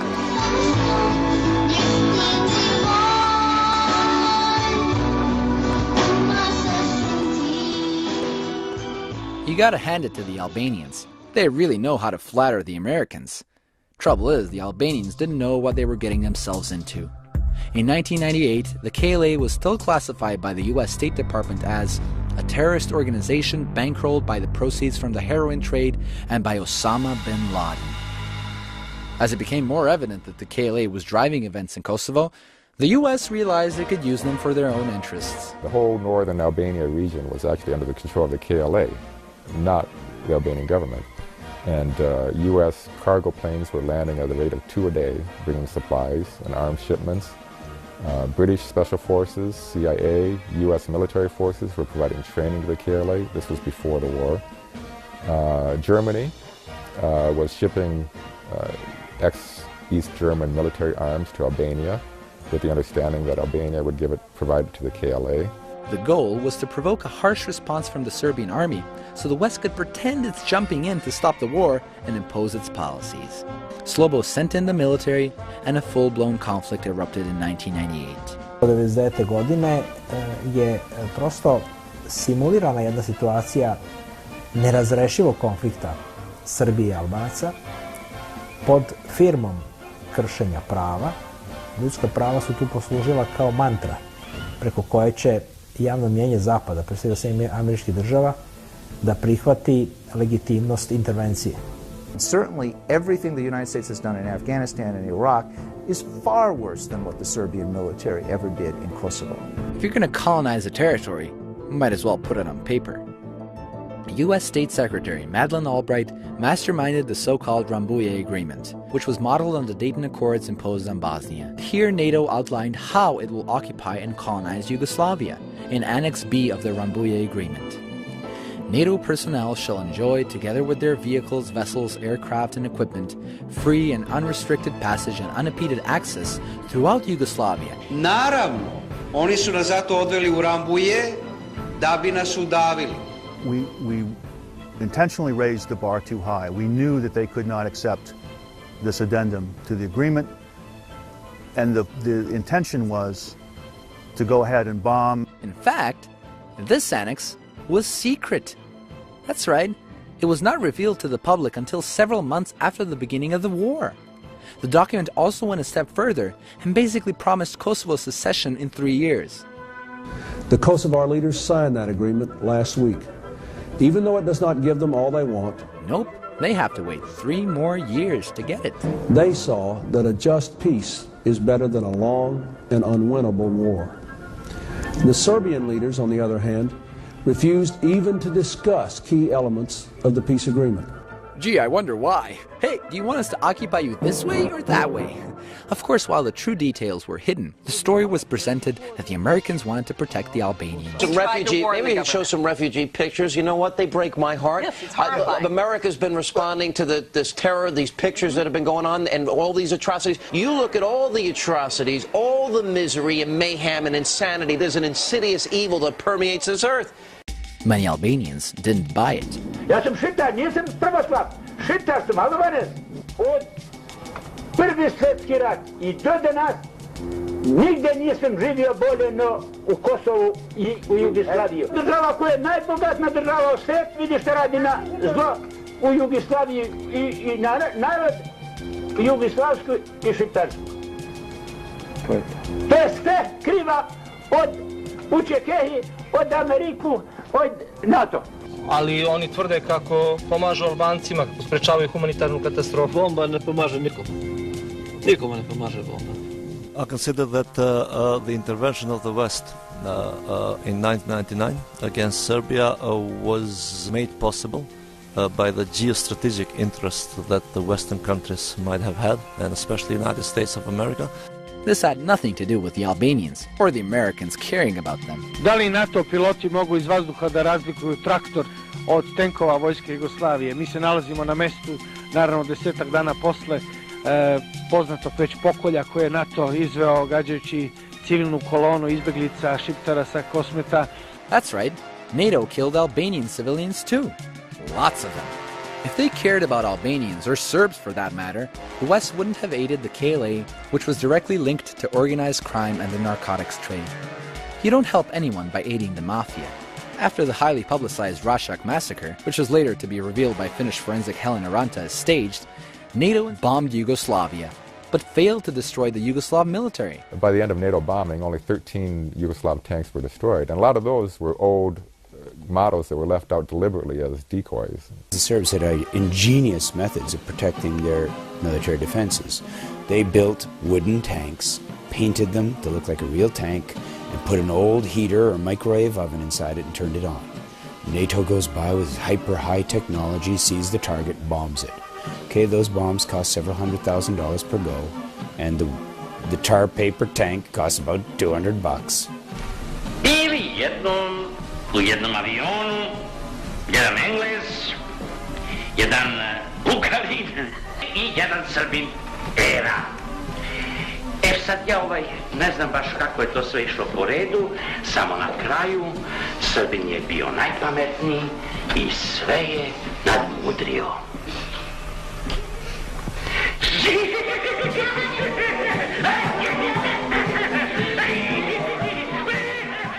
So, why did Slobo give in to NATO? At the June 2nd meeting, when Marti Ahtisaari and Viktor Chernomyrdin came to Belgrade to meet with Milosevic, Ahtisaari read NATO's terms, and Milosevic asked him, what will happen then if I don't sign? And there's a table between them with the flower vase, and Ahtisaari moved the vase to the side and said, Belgrade will be like this table. And he repeated the gesture of his arm sweeping across the table. And he said, in a week's time, there'll be 500,000 dead. And we'll be carpet bombing Belgrade. Faced with Ahtisaari's monstrous threat, Slobo had no choice and signed the agreement, while Ahtisaari went on to win the Nobel Peace Prize in 2008.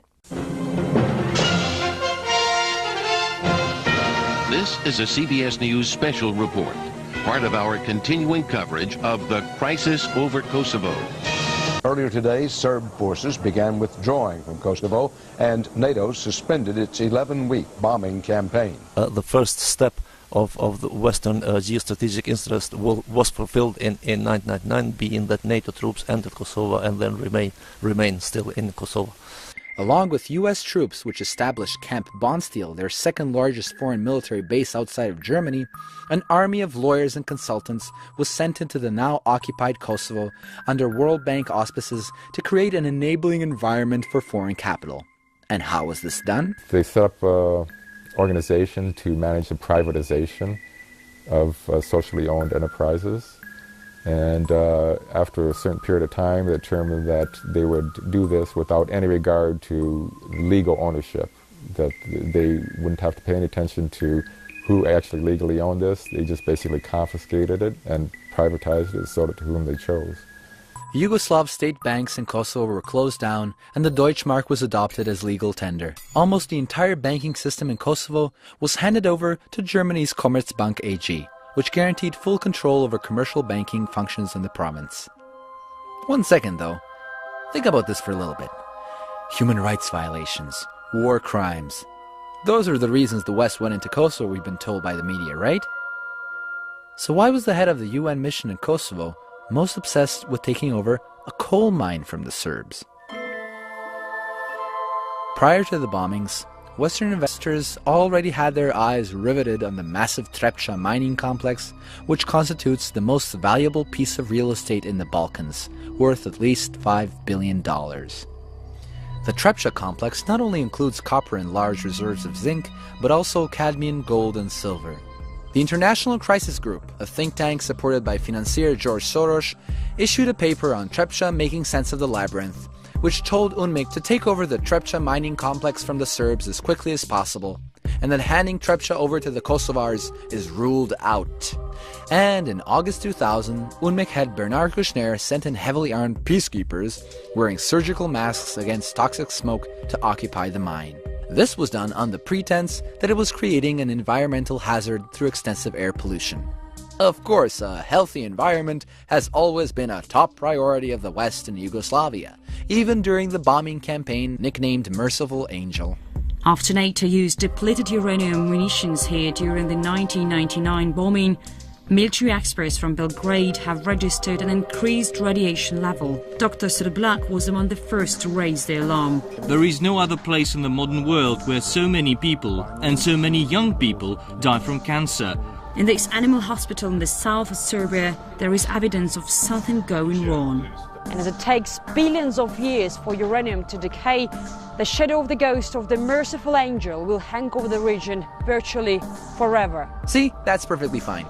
Meanwhile, the United Nations had handed over the management of the entire Trepča mining complex to Western Consortium. With a stake in the Trepča deal was Morrison Knudsen International. The new conglomerate was the Washington Group, one of the world's most powerful engineering and construction firms, as well as a major defense contractor in the US. Are any of the Western politicians, businessmen, or lobbyists facing charges for stealing from the Yugoslav people? For crimes against the people of the former Yugoslavia? Nope. Not a single one of them.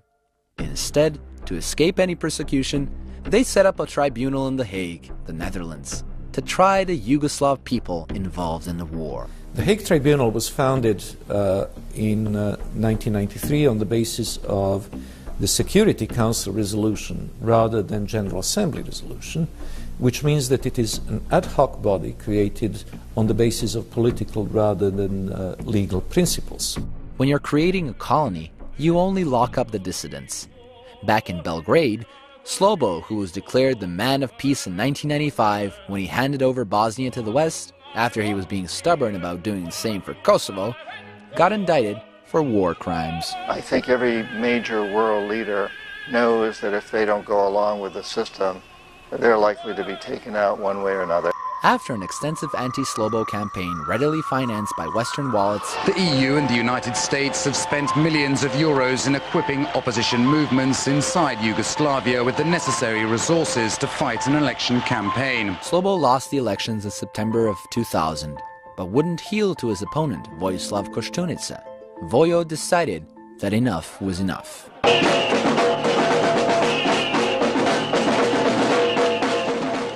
Victory, victory, shouted the crowd. Slobodan, Slobodan, save Serbia and kill yourself, cried others. Čestitam gospodinu Koštunici na izbornoj pobedi. Slobo fell. But what next? The politicians were all back to quarreling over insignificant nonsense in the hottest TV reality show, aka the Serbian National Assembly. Poslanici su se duboko u noć optuživali međusobno, a ponekad i psovali. Tvrdeći da je poslanicima njegove stranke neko iz DS-a psovao majku, Aleksandar Vučić više puta je tražio od Borke Vučić da interveniše. Ja sam se spremio da dam skroman doprinos tom putu u Evropu, jer znam šta vas tamo čeka, za razliku od nekih koji su u ovoj skupštini skidali kulahopke. Gospodine ministre, ja ću da vam poklonim jedan deo odeće koji će vam biti potreban za Evropu. A još gore od Čekuovog i Tačijevog nadvojvode i Solaninog kaplara Borisa Tadića bi bilo da podržite, zamislite, za predsjednika vlade vojvodu od Meridian banke od 11 miliona evra.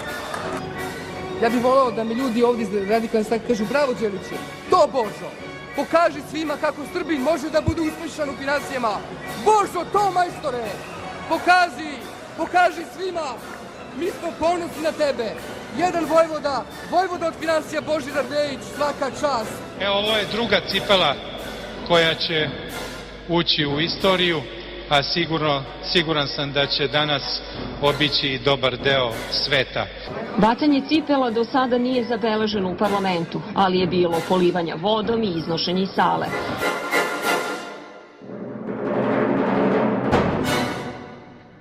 Instead of focusing on the really important things, they allowed the further fragmentation of Yugoslavia. In 2003, the name Yugoslavia officially ceased to exist, thanks to the genius prescription of Javier Solana.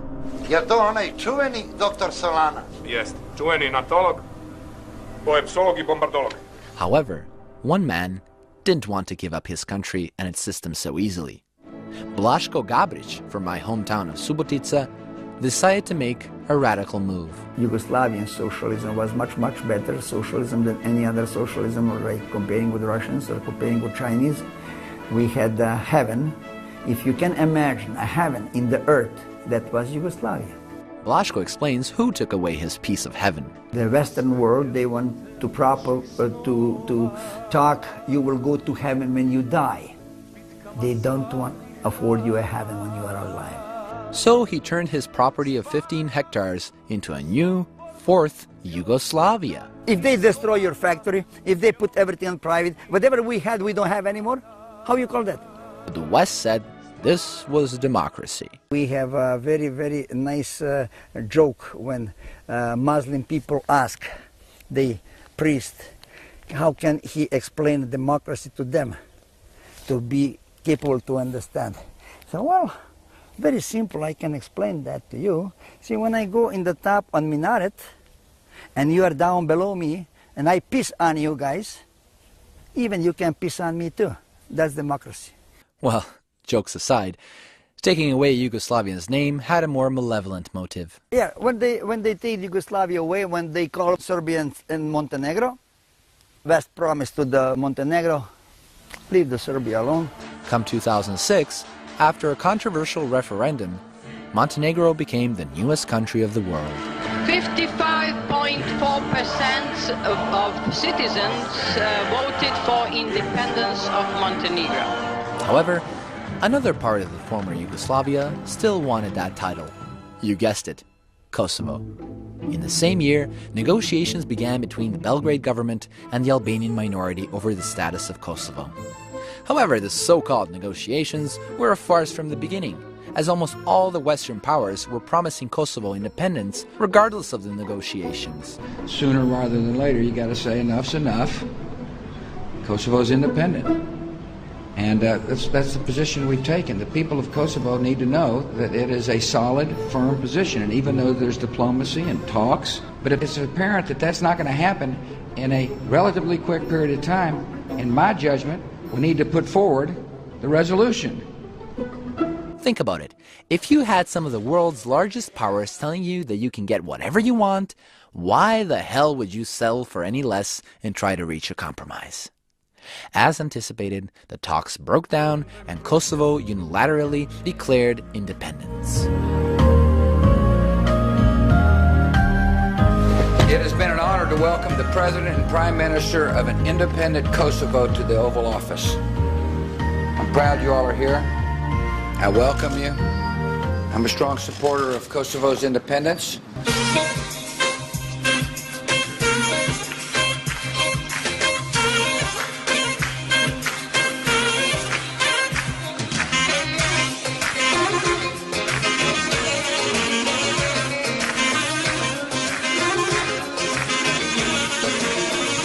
I pledge that the United States would continue to work with those nations that have not recognized an independent Kosovo to convince them to do so as quickly as possible.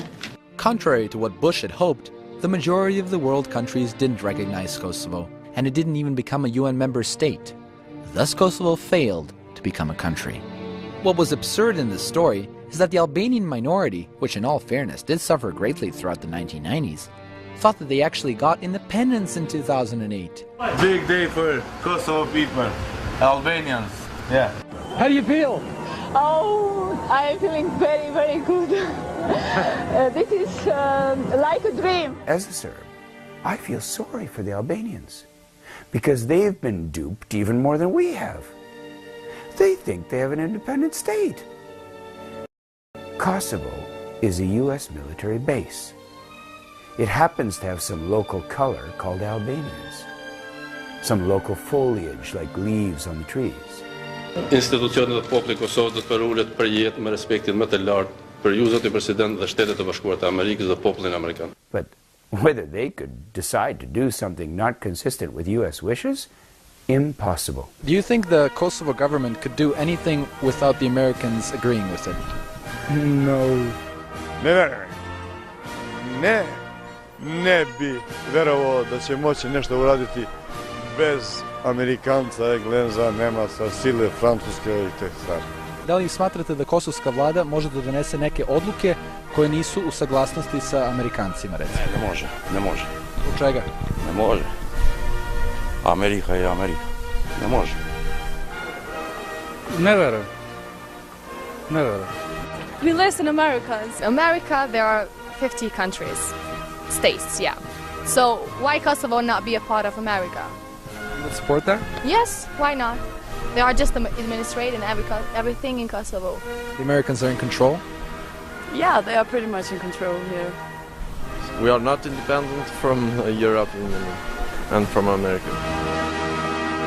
The formal channel whereby the international missions in Kosovo have the absolute power over all walks of political and economical life in Kosovo are represented through the international civilian representative, who has the right to expel any elected official or annul any laws that are passed by the Assembly of Kosovo. At the same time, there is an informal channel whereby the international community meddles within politics and economics in Kosovo through the ambassadors of the powerful countries that have been seen or presented itself as sponsors of the independence of Kosovo. The wishes of these ambassadors are kind of like orders to the Kosovo's politicians. Kosovo still remains a colony, and this colonization has actually degraded the life or the standard of living in Kosovo. On the other hand, the people of Serbia's other province were unaware of what was being prepared for them. Smack dab in the middle of the Pannonian Plain, Vojvodina has always been an attractive chunk of real estate exploited for its fertile farmland. After Kosovo's declaration of independence, the West turned their sights northward. Towards the end of 2009, in an article published in The Economist, the situation in Serbia's northern province was described as being on the thin end of a wedge leading to Vojvodina's independence. After all, Kosovo and Vojvodina had equally extensive autonomy. Magazin Ekonomist je ozbiljan magazin i utoliko ta informacija je onespokojavajuća. And why did nobody take action? What's with the silence? You see, there's a way to get people to do something in Serbia, or any other Yugoslav country for that matter. Just tell them it's another step towards bringing them closer to the European Union. The EU, a unique political and economic partnership of European countries, provides states with an exchange of goods, people and ideas on a market that includes around 1 billion inhabitants. Apart from the official definition, there's more to it than the eye can see. The European Union is a project of the elite class of Europe that denies the value of the genuine heritage of European civilization and seeks to replace it with politically correct dictate of the ideology of postmodernism and postnationalism. First, your country has to open its market to EU products and sell all its banks, which is like giving away your queen and rook in a game of chess. Then your country's domestic industry, agriculture and money market goes bust, which allows foreign companies to get a good purchase price on your most valuable assets. If we continue the chess analogy, your government is playing as a beginner against the EU, who is 10 steps ahead of you. You may know how to move the figures, but your opponent knows how to draw you to thin ice and get what he wants. Checkmate. In the Czech Republic, the EU forced the sugar industry to close their factories. Because the EU had too much sugar it was importing from Cuba that made them bigger profit. Instead, the Czechs got a little gift from the Germans, their dirty industry, which they couldn't keep in Germany due to the Kyoto Protocol. In Hungary, the people's vineyards were first destroyed by French dumping prices, which then caused the Hungarians to not be able to pay back their loans to the banks, and foreigners bought their property at low prices. This is why the most famous Hungarian vineyards, such as Tokaj, are owned by the English. There's no work, says this man, just poverty. The situation has become worse since the sugar factory in nearby Serench closed down last year. 80 people from Mizozombor lost their jobs. The factory is being torn down. I think you can see a pattern here. These places, like the Balkans and the rest of Eastern Europe, were not supposed to be colleagues and equals in a brotherhood of nations, but rather they were supposed to be markets for Western industrial goods. They were supposed to be markets for cheap labor. Nemačkog farmera da bi napravio puter košta $300 kilogram ili tona. Srpski proizvođač može da napravi puter za 200. Ali, pošto nemačka vlada daje subvenciju proizvođaču putera, taj puter košta $150. I taj puter je $50 jeftiniji nego srpski. I mi jednog dana dobijemo kompletnu lepezu uvežene poljoprivrednih roba, a naš seljak nema gde to da proda. Bear in mind, it takes a while to join the EU. 12 godina mi treba potpuno da otvorimo vrata za robu iz Evropske unije, a oni izvoze robu koju subvencioniraju. I ona je jeftinija od naše proizvodnje. Mi nemamo pare da dajemo subvencije svojim poljoprivrednicima. Na taj način mi se od proizvođača poljoprivrednih proizvoda pretvaramo u uvoznika poljoprivrednih proizvoda. I na taj način oni gase našu poljoprivredu. Gase jednu po jednu granu. You won't hear about these things in the media, though. The European Union spends over 2 billion euros per year for its representation in the media. They sponsor shows on television, on radios. They sponsor programs and so on. They organize conferences, especially just for the journalists. It's a massive industry. You hardly ever hear criticism about the European Union from the journalists. In Serbia, there has never been a true debate about the European Union, and any attempt to even initiate such a debate was condemned up front as anti-European. Those who try to open such a debate are simply cut off.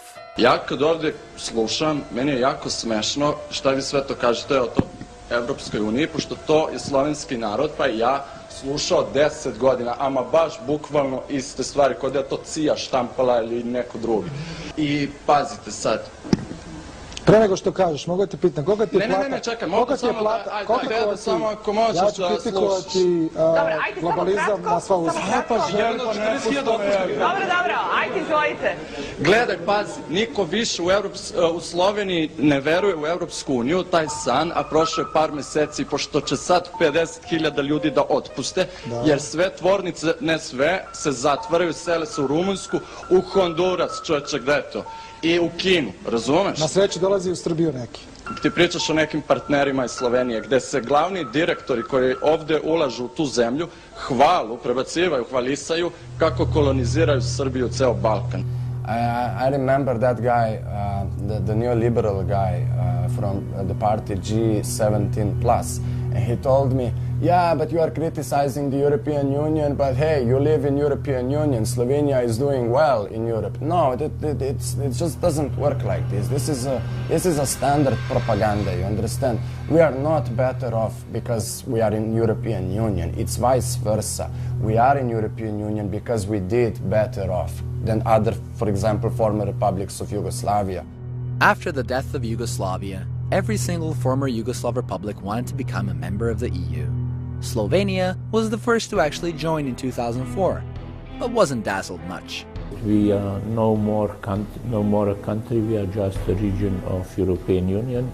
Why do I claim that? We have no monetary policy.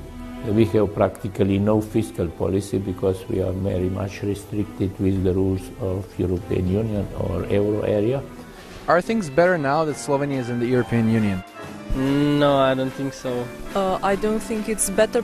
No, I don't think so. The prices all just doubled. Everything is more expensive than it used to be. The clothes are more expensive. I voted no when we had the referendum for joining the European Union.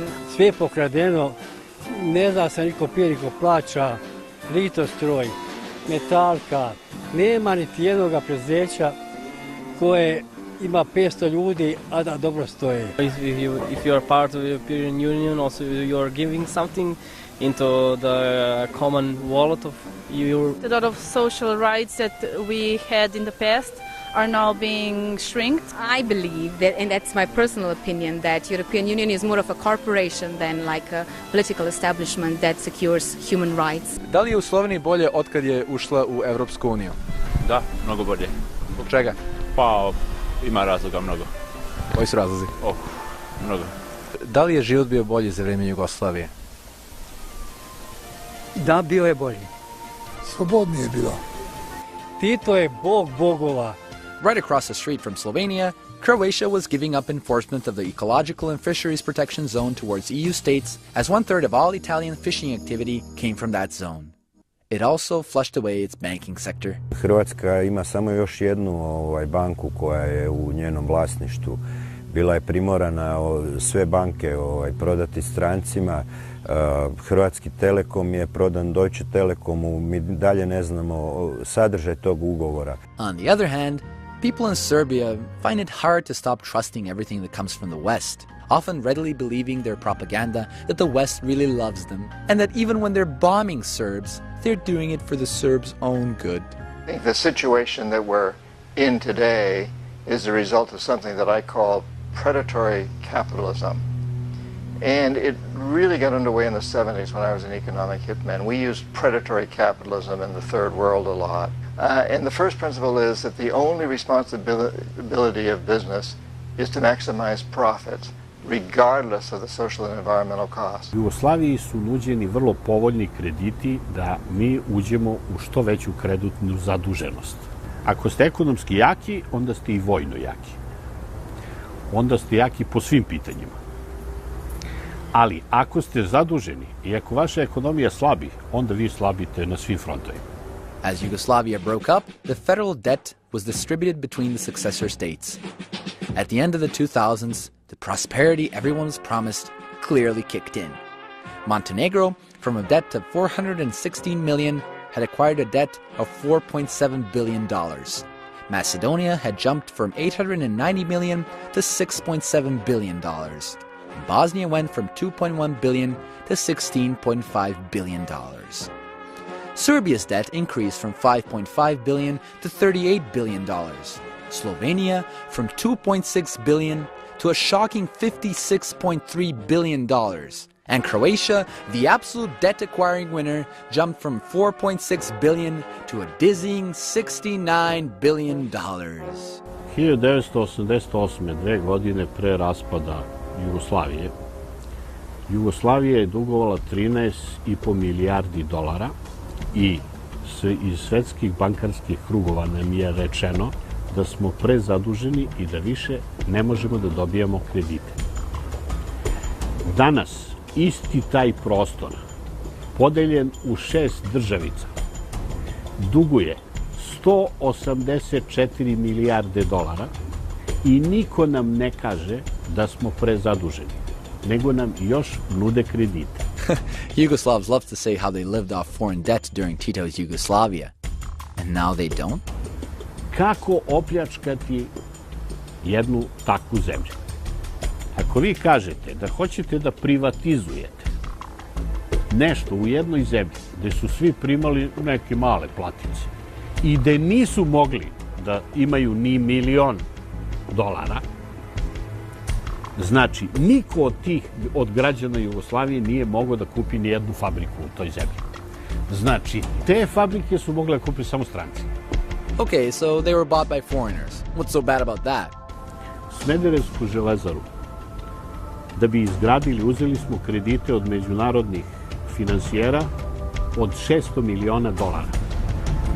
I za $600 miliona smo je izgradili. A prodali smo je američkom US Steelu za $23 miliona. Toliko košta samo zemljište na kome se železara nalazi.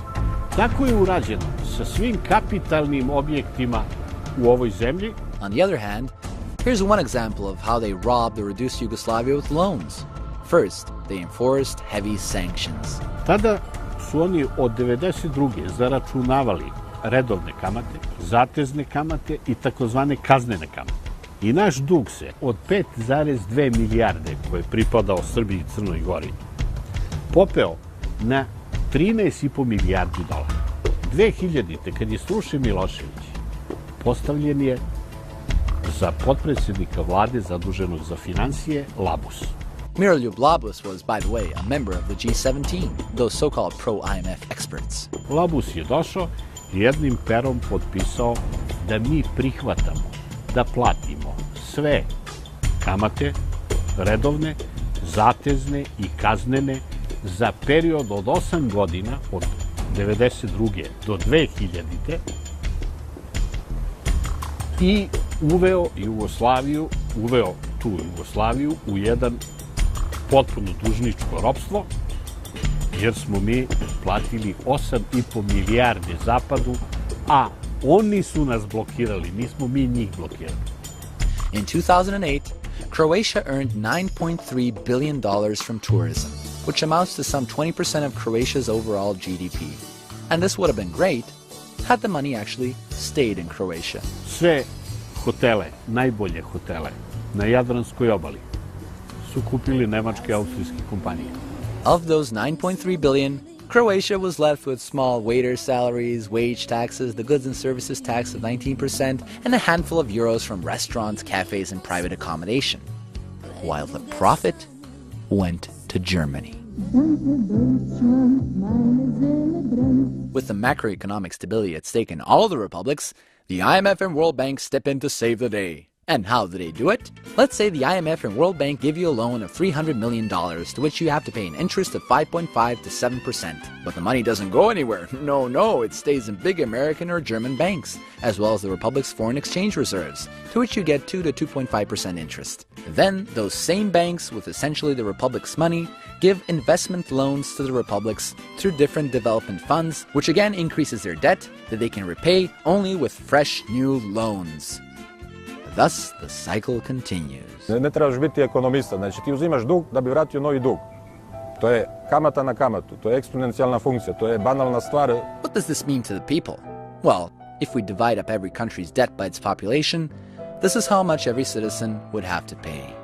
Yet many people still think that foreign factors want to help them. Želi su uništiti, i to se uspješno nažalost radi, dosta dobro, vjera u vlastite mogućnosti, vlastite sposobnosti. Kaže, nije to samo za Hrvatsku, to se svugdje, po istom principu svugdje radi. Kao, ne možemo sami, moramo pomoć ovoga, pomoć onoga, kao neko će nam pomoći, pogotovo da će nam pomoći te svjetske banke ili takve strukture. A to je jedna obmana, jedna laž. Znači, iz te laži treba izići van. Foreign banks used the desperate state of the Yugoslav population for their own gains, sometimes by criminal means. Hypo Alpe Adria banka, to je austrijska banka koja je prala prljavi novac sa Balkana kupujući nekretnine po Hrvatskoj, pa je onda ta banka bila prodana njemačkoj Bayerische Landesbank, koja je na kraju bankrotirala i sad njemački porezni obveznici moraju platiti 3 milijarde eura za sanaciju te banke. The dire situation was made worse by the world financial crisis, so Croatia looked at what else the country had a lot of that it could sell. That's right, islands. In 2009, Britain's independent newspaper announced that Croatia wants to sell the Brijuni Islands, which is also a national park, and located on it, Tito's luxurious former residence. Brijuni su vrlo atraktivni i u tom smislu su i izabrani da budu taj jedan špic kojim se želi probiti, znači taj psihološki barijera u narodu da se odrekne svog teritorija doslovce i svojeg najljepšeg dijela teritorija ili jednog od najljepših. Meanwhile, in the colony of Bosnia, the IMF added Article 7 to Bosnia's new constitution, drawn up in Dayton, Ohio. They decided that the governing board of the central bank shall consist of a governor appointed by the International Monetary Fund, and that the governor shall not be a citizen of Bosnia and Herzegovina or any neighboring state. Therefore, the government does not have control of its country's economy. But it wouldn't be fair to say that all the money invested in Bosnia was used to repay its loans. No, a lot of the money did go to the Bosnian people, except that it went to a very few Bosnian people. Very, very few. In fact, according to an anti-fraud unit that was set up by the Office of the High Representative, $1 billion disappeared from public funds and international aid projects from 1995 to 1999. Where did all this go, one might ask? Well, for example, in the town of Sanski Most, money went to a horse racing track rather than developing the economy or infrastructure. If you're gonna steal public and aid funds, you might as well go all out and gamble it too, right? The same mayor of this town also gave $450,000 provided by Saudi Arabia to his brother, so the guy can open a new bank. He also faces 358 charges of corruption. On the other hand, Montenegro relied heavily on cigarette smuggling to keep the country afloat during the war years. Its leaders, Bulatovic and Đukanović, claimed they never personally benefited from the smuggling.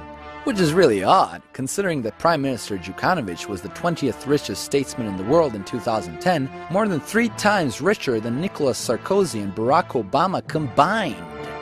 Milo Đukanović has been more successful than most in turning his entire country into a personal fiefdom operated on the basis of Cosa Nostra principles. In fact, I think his personal net worth is much greater than the one officially listed, that in reality he can claim to own everything there is in Montenegro. Since these elites couldn't care less about anyone else, the people at the bottom of the food chain had to resort to desperate acts.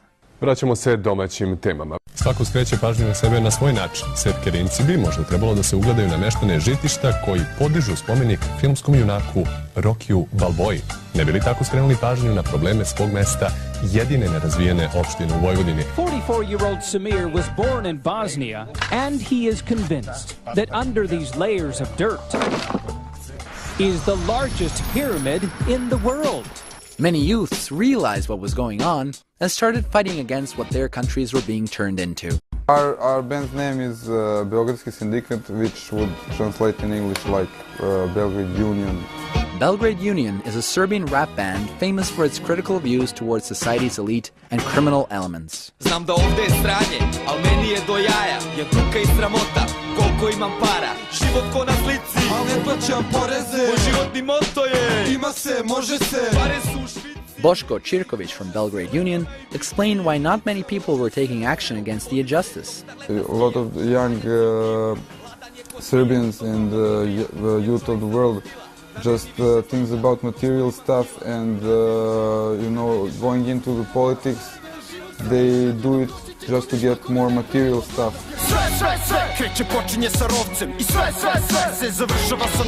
If I was in the same room with the guys running this country, the main guy is my ex-high school psychology teacher, I would conduct a real revolution on them. Ovo nimalo nije politički korektno, ni levo ni desno, već pravo u mesto. Ovdje nemate kontrolu, to je masovna retkve. Zapitaj se dokle, kakav si to čovek, polizan i plaštiv, živiš bez slobode. How that would turn out, I don't know, but some of us probably would not leave the room. Oni su sistem, instrukcija, dogma, korupcija, teror, institucija, represija, ubija, mafija, murija, država hajdučija, kadija, sudija, a mi smo revolucija. Ovo nije naša Srbija. Down in Sarajevo, things weren't much different. Mi potražujemo danas plate za 2003., 2004., 2005., 2006. i molim vas lijepo 2007. godinu. Ovo je zemlja koja se zove Bosna i Hercegovina. U ovoj zemlji se pljačka na sve strane. I opet će najveću cijenu za to platiti građani ove zemlje. Ne dam ostavku, neće ova vlada podnijeti ostavku. Neće iz 1000 razloga. Država propada, a vladajući kleptomani se sve više bogate. Sve trpi, šuti, bit će bolje, bit će bolje. Pa ovo je država za požaliti.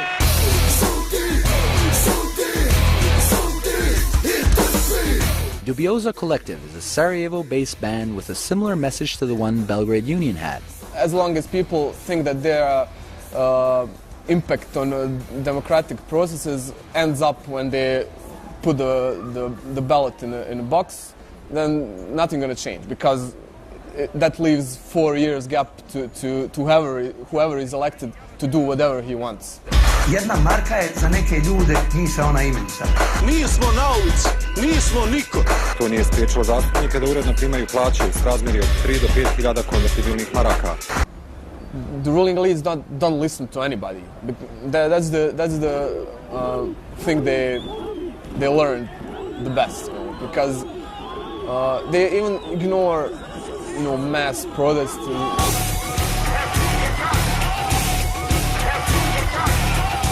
Oni vrlo vješto koriste tu jeftinu priču nacionalizma i s njom zaluđuju mase kako bi se sve više i više bogatili. Protiv tih elita smo mi. Sadly, the elite in power, even when the majority was against them, still didn't listen. One of my very close and very trusted friends was at a dinner, a private dinner, at which the American ambassador Cameron Munter was present. That dinner was held between the election, in which the Radical Party, which is much more independence-oriented than the Democratic Party, had apparently won the election. They had the most votes of any party. And we were all expecting that, well, the people have spoken, there's been an election, the biggest party's going to form the government. And my friend asked Cameron Munter, well, Mr. Munter, it seems that your mission here has been a failure. The mission to bring Serbia under the imperial tutelage. He said, I wouldn't speak so soon. In fact, I'd watch the television tomorrow and see what the results of the meeting between Mr. Tadić and Mr. Dačić are. Evropska unija pozdravila je dogovor koalicija okupljenih oko Tadićeve demokratske stranke I socijalista kao realnu šansu da Beograd dobije proevropsku vladu. And as the government itself was formed by Washington, the policies and laws were also dictated from abroad. The U.S. Chamber of Commerce is writing laws for the government of Serbia and telling them these are the laws we want you to pass. Thus, the former Yugoslav countries started becoming NATO member states. Do you know what it means to join NATO? You have to get rid of all your weapon systems which are domestically produced, domestically designed, domestically developed, designed for your terrain, to re-equip yourself with F-16s, F-18s, F-22s, at the cost of hundreds and hundreds and hundreds of millions of dollars per plane. And your sons and daughters have to go and fight. And where do they want us to fight? They want us to put on the night vision goggles and go to Afghanistan and kill them dang ragheads who never did anything to us. Profits and military gains were again being acquired from these economic and geopolitical colonies.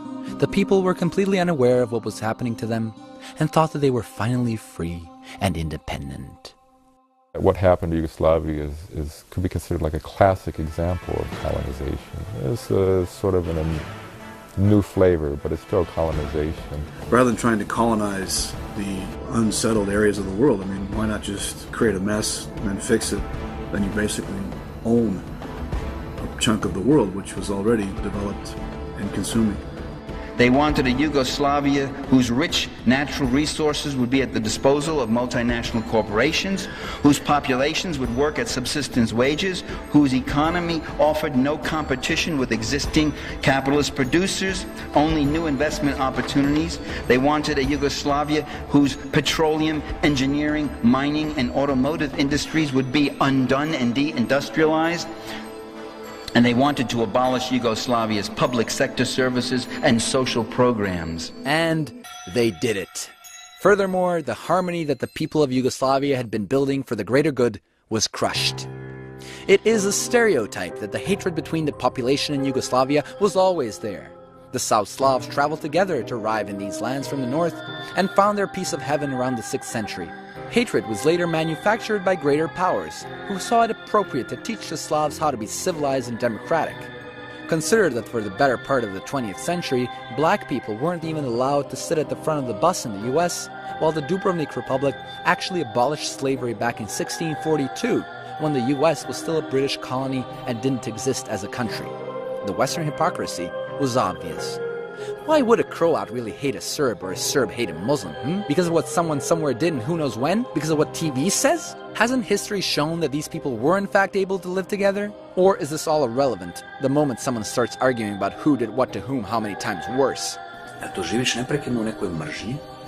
Da li živiš u nekom neprekidnom strahu iza sebe ili nekog jednostavno toliko mrziš da ti se sva tvoja pozitivna energija bazira na tome da to prepoznaš, razlikuješ i da nekom iracionalnom silom manifestuješ tu svoju mržnju. Od toga se ne živi. Od toga žive bolesnici. There is no such thing as biological hatred, that a certain group is predestined to hate another. Anyone who says any different has an agenda. Trust me. I know what you're going to say. Boris, all you do is criticize without offering a solution. Well, for the solution, all you need to do is look at the stories of those who said no to this madness, who decide to act as human beings during inhuman times. Kad se čovjek makne ispod kišobrana kolektiviteta koji ga gura prema zlu, može biti plemenit i hrabar. Da su ljudi bili i da je bilo većina onih koji su razmišljali kao moj suprug, naravno da do rata ne bi došlo. Corrupt politicians, army generals, or war profiteers were to blame for the colonization of Yugoslavia just as much as the colonists from the West. Nobody could have done this to us if we were not as weak as we are in defining ourselves and defending our own history. If we, as a nation, stand up, no one can keep us down.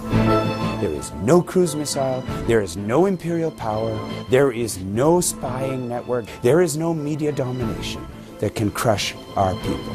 Yugoslavs must become aware that their countries are Western colonies, victims of rampant and merciless globalization, bound by economic, social, and political chains. If they don't, the weight of chains will slowly get unbearable. The land of the South Slavs, whatever you call it, has great potential shared by some of the most diverse and enigmatic people in the world. The East thought they were the West. The West considered them the East. Some of them misunderstood their place in the clash of currents, so outside powers exploited them for centuries. Enough.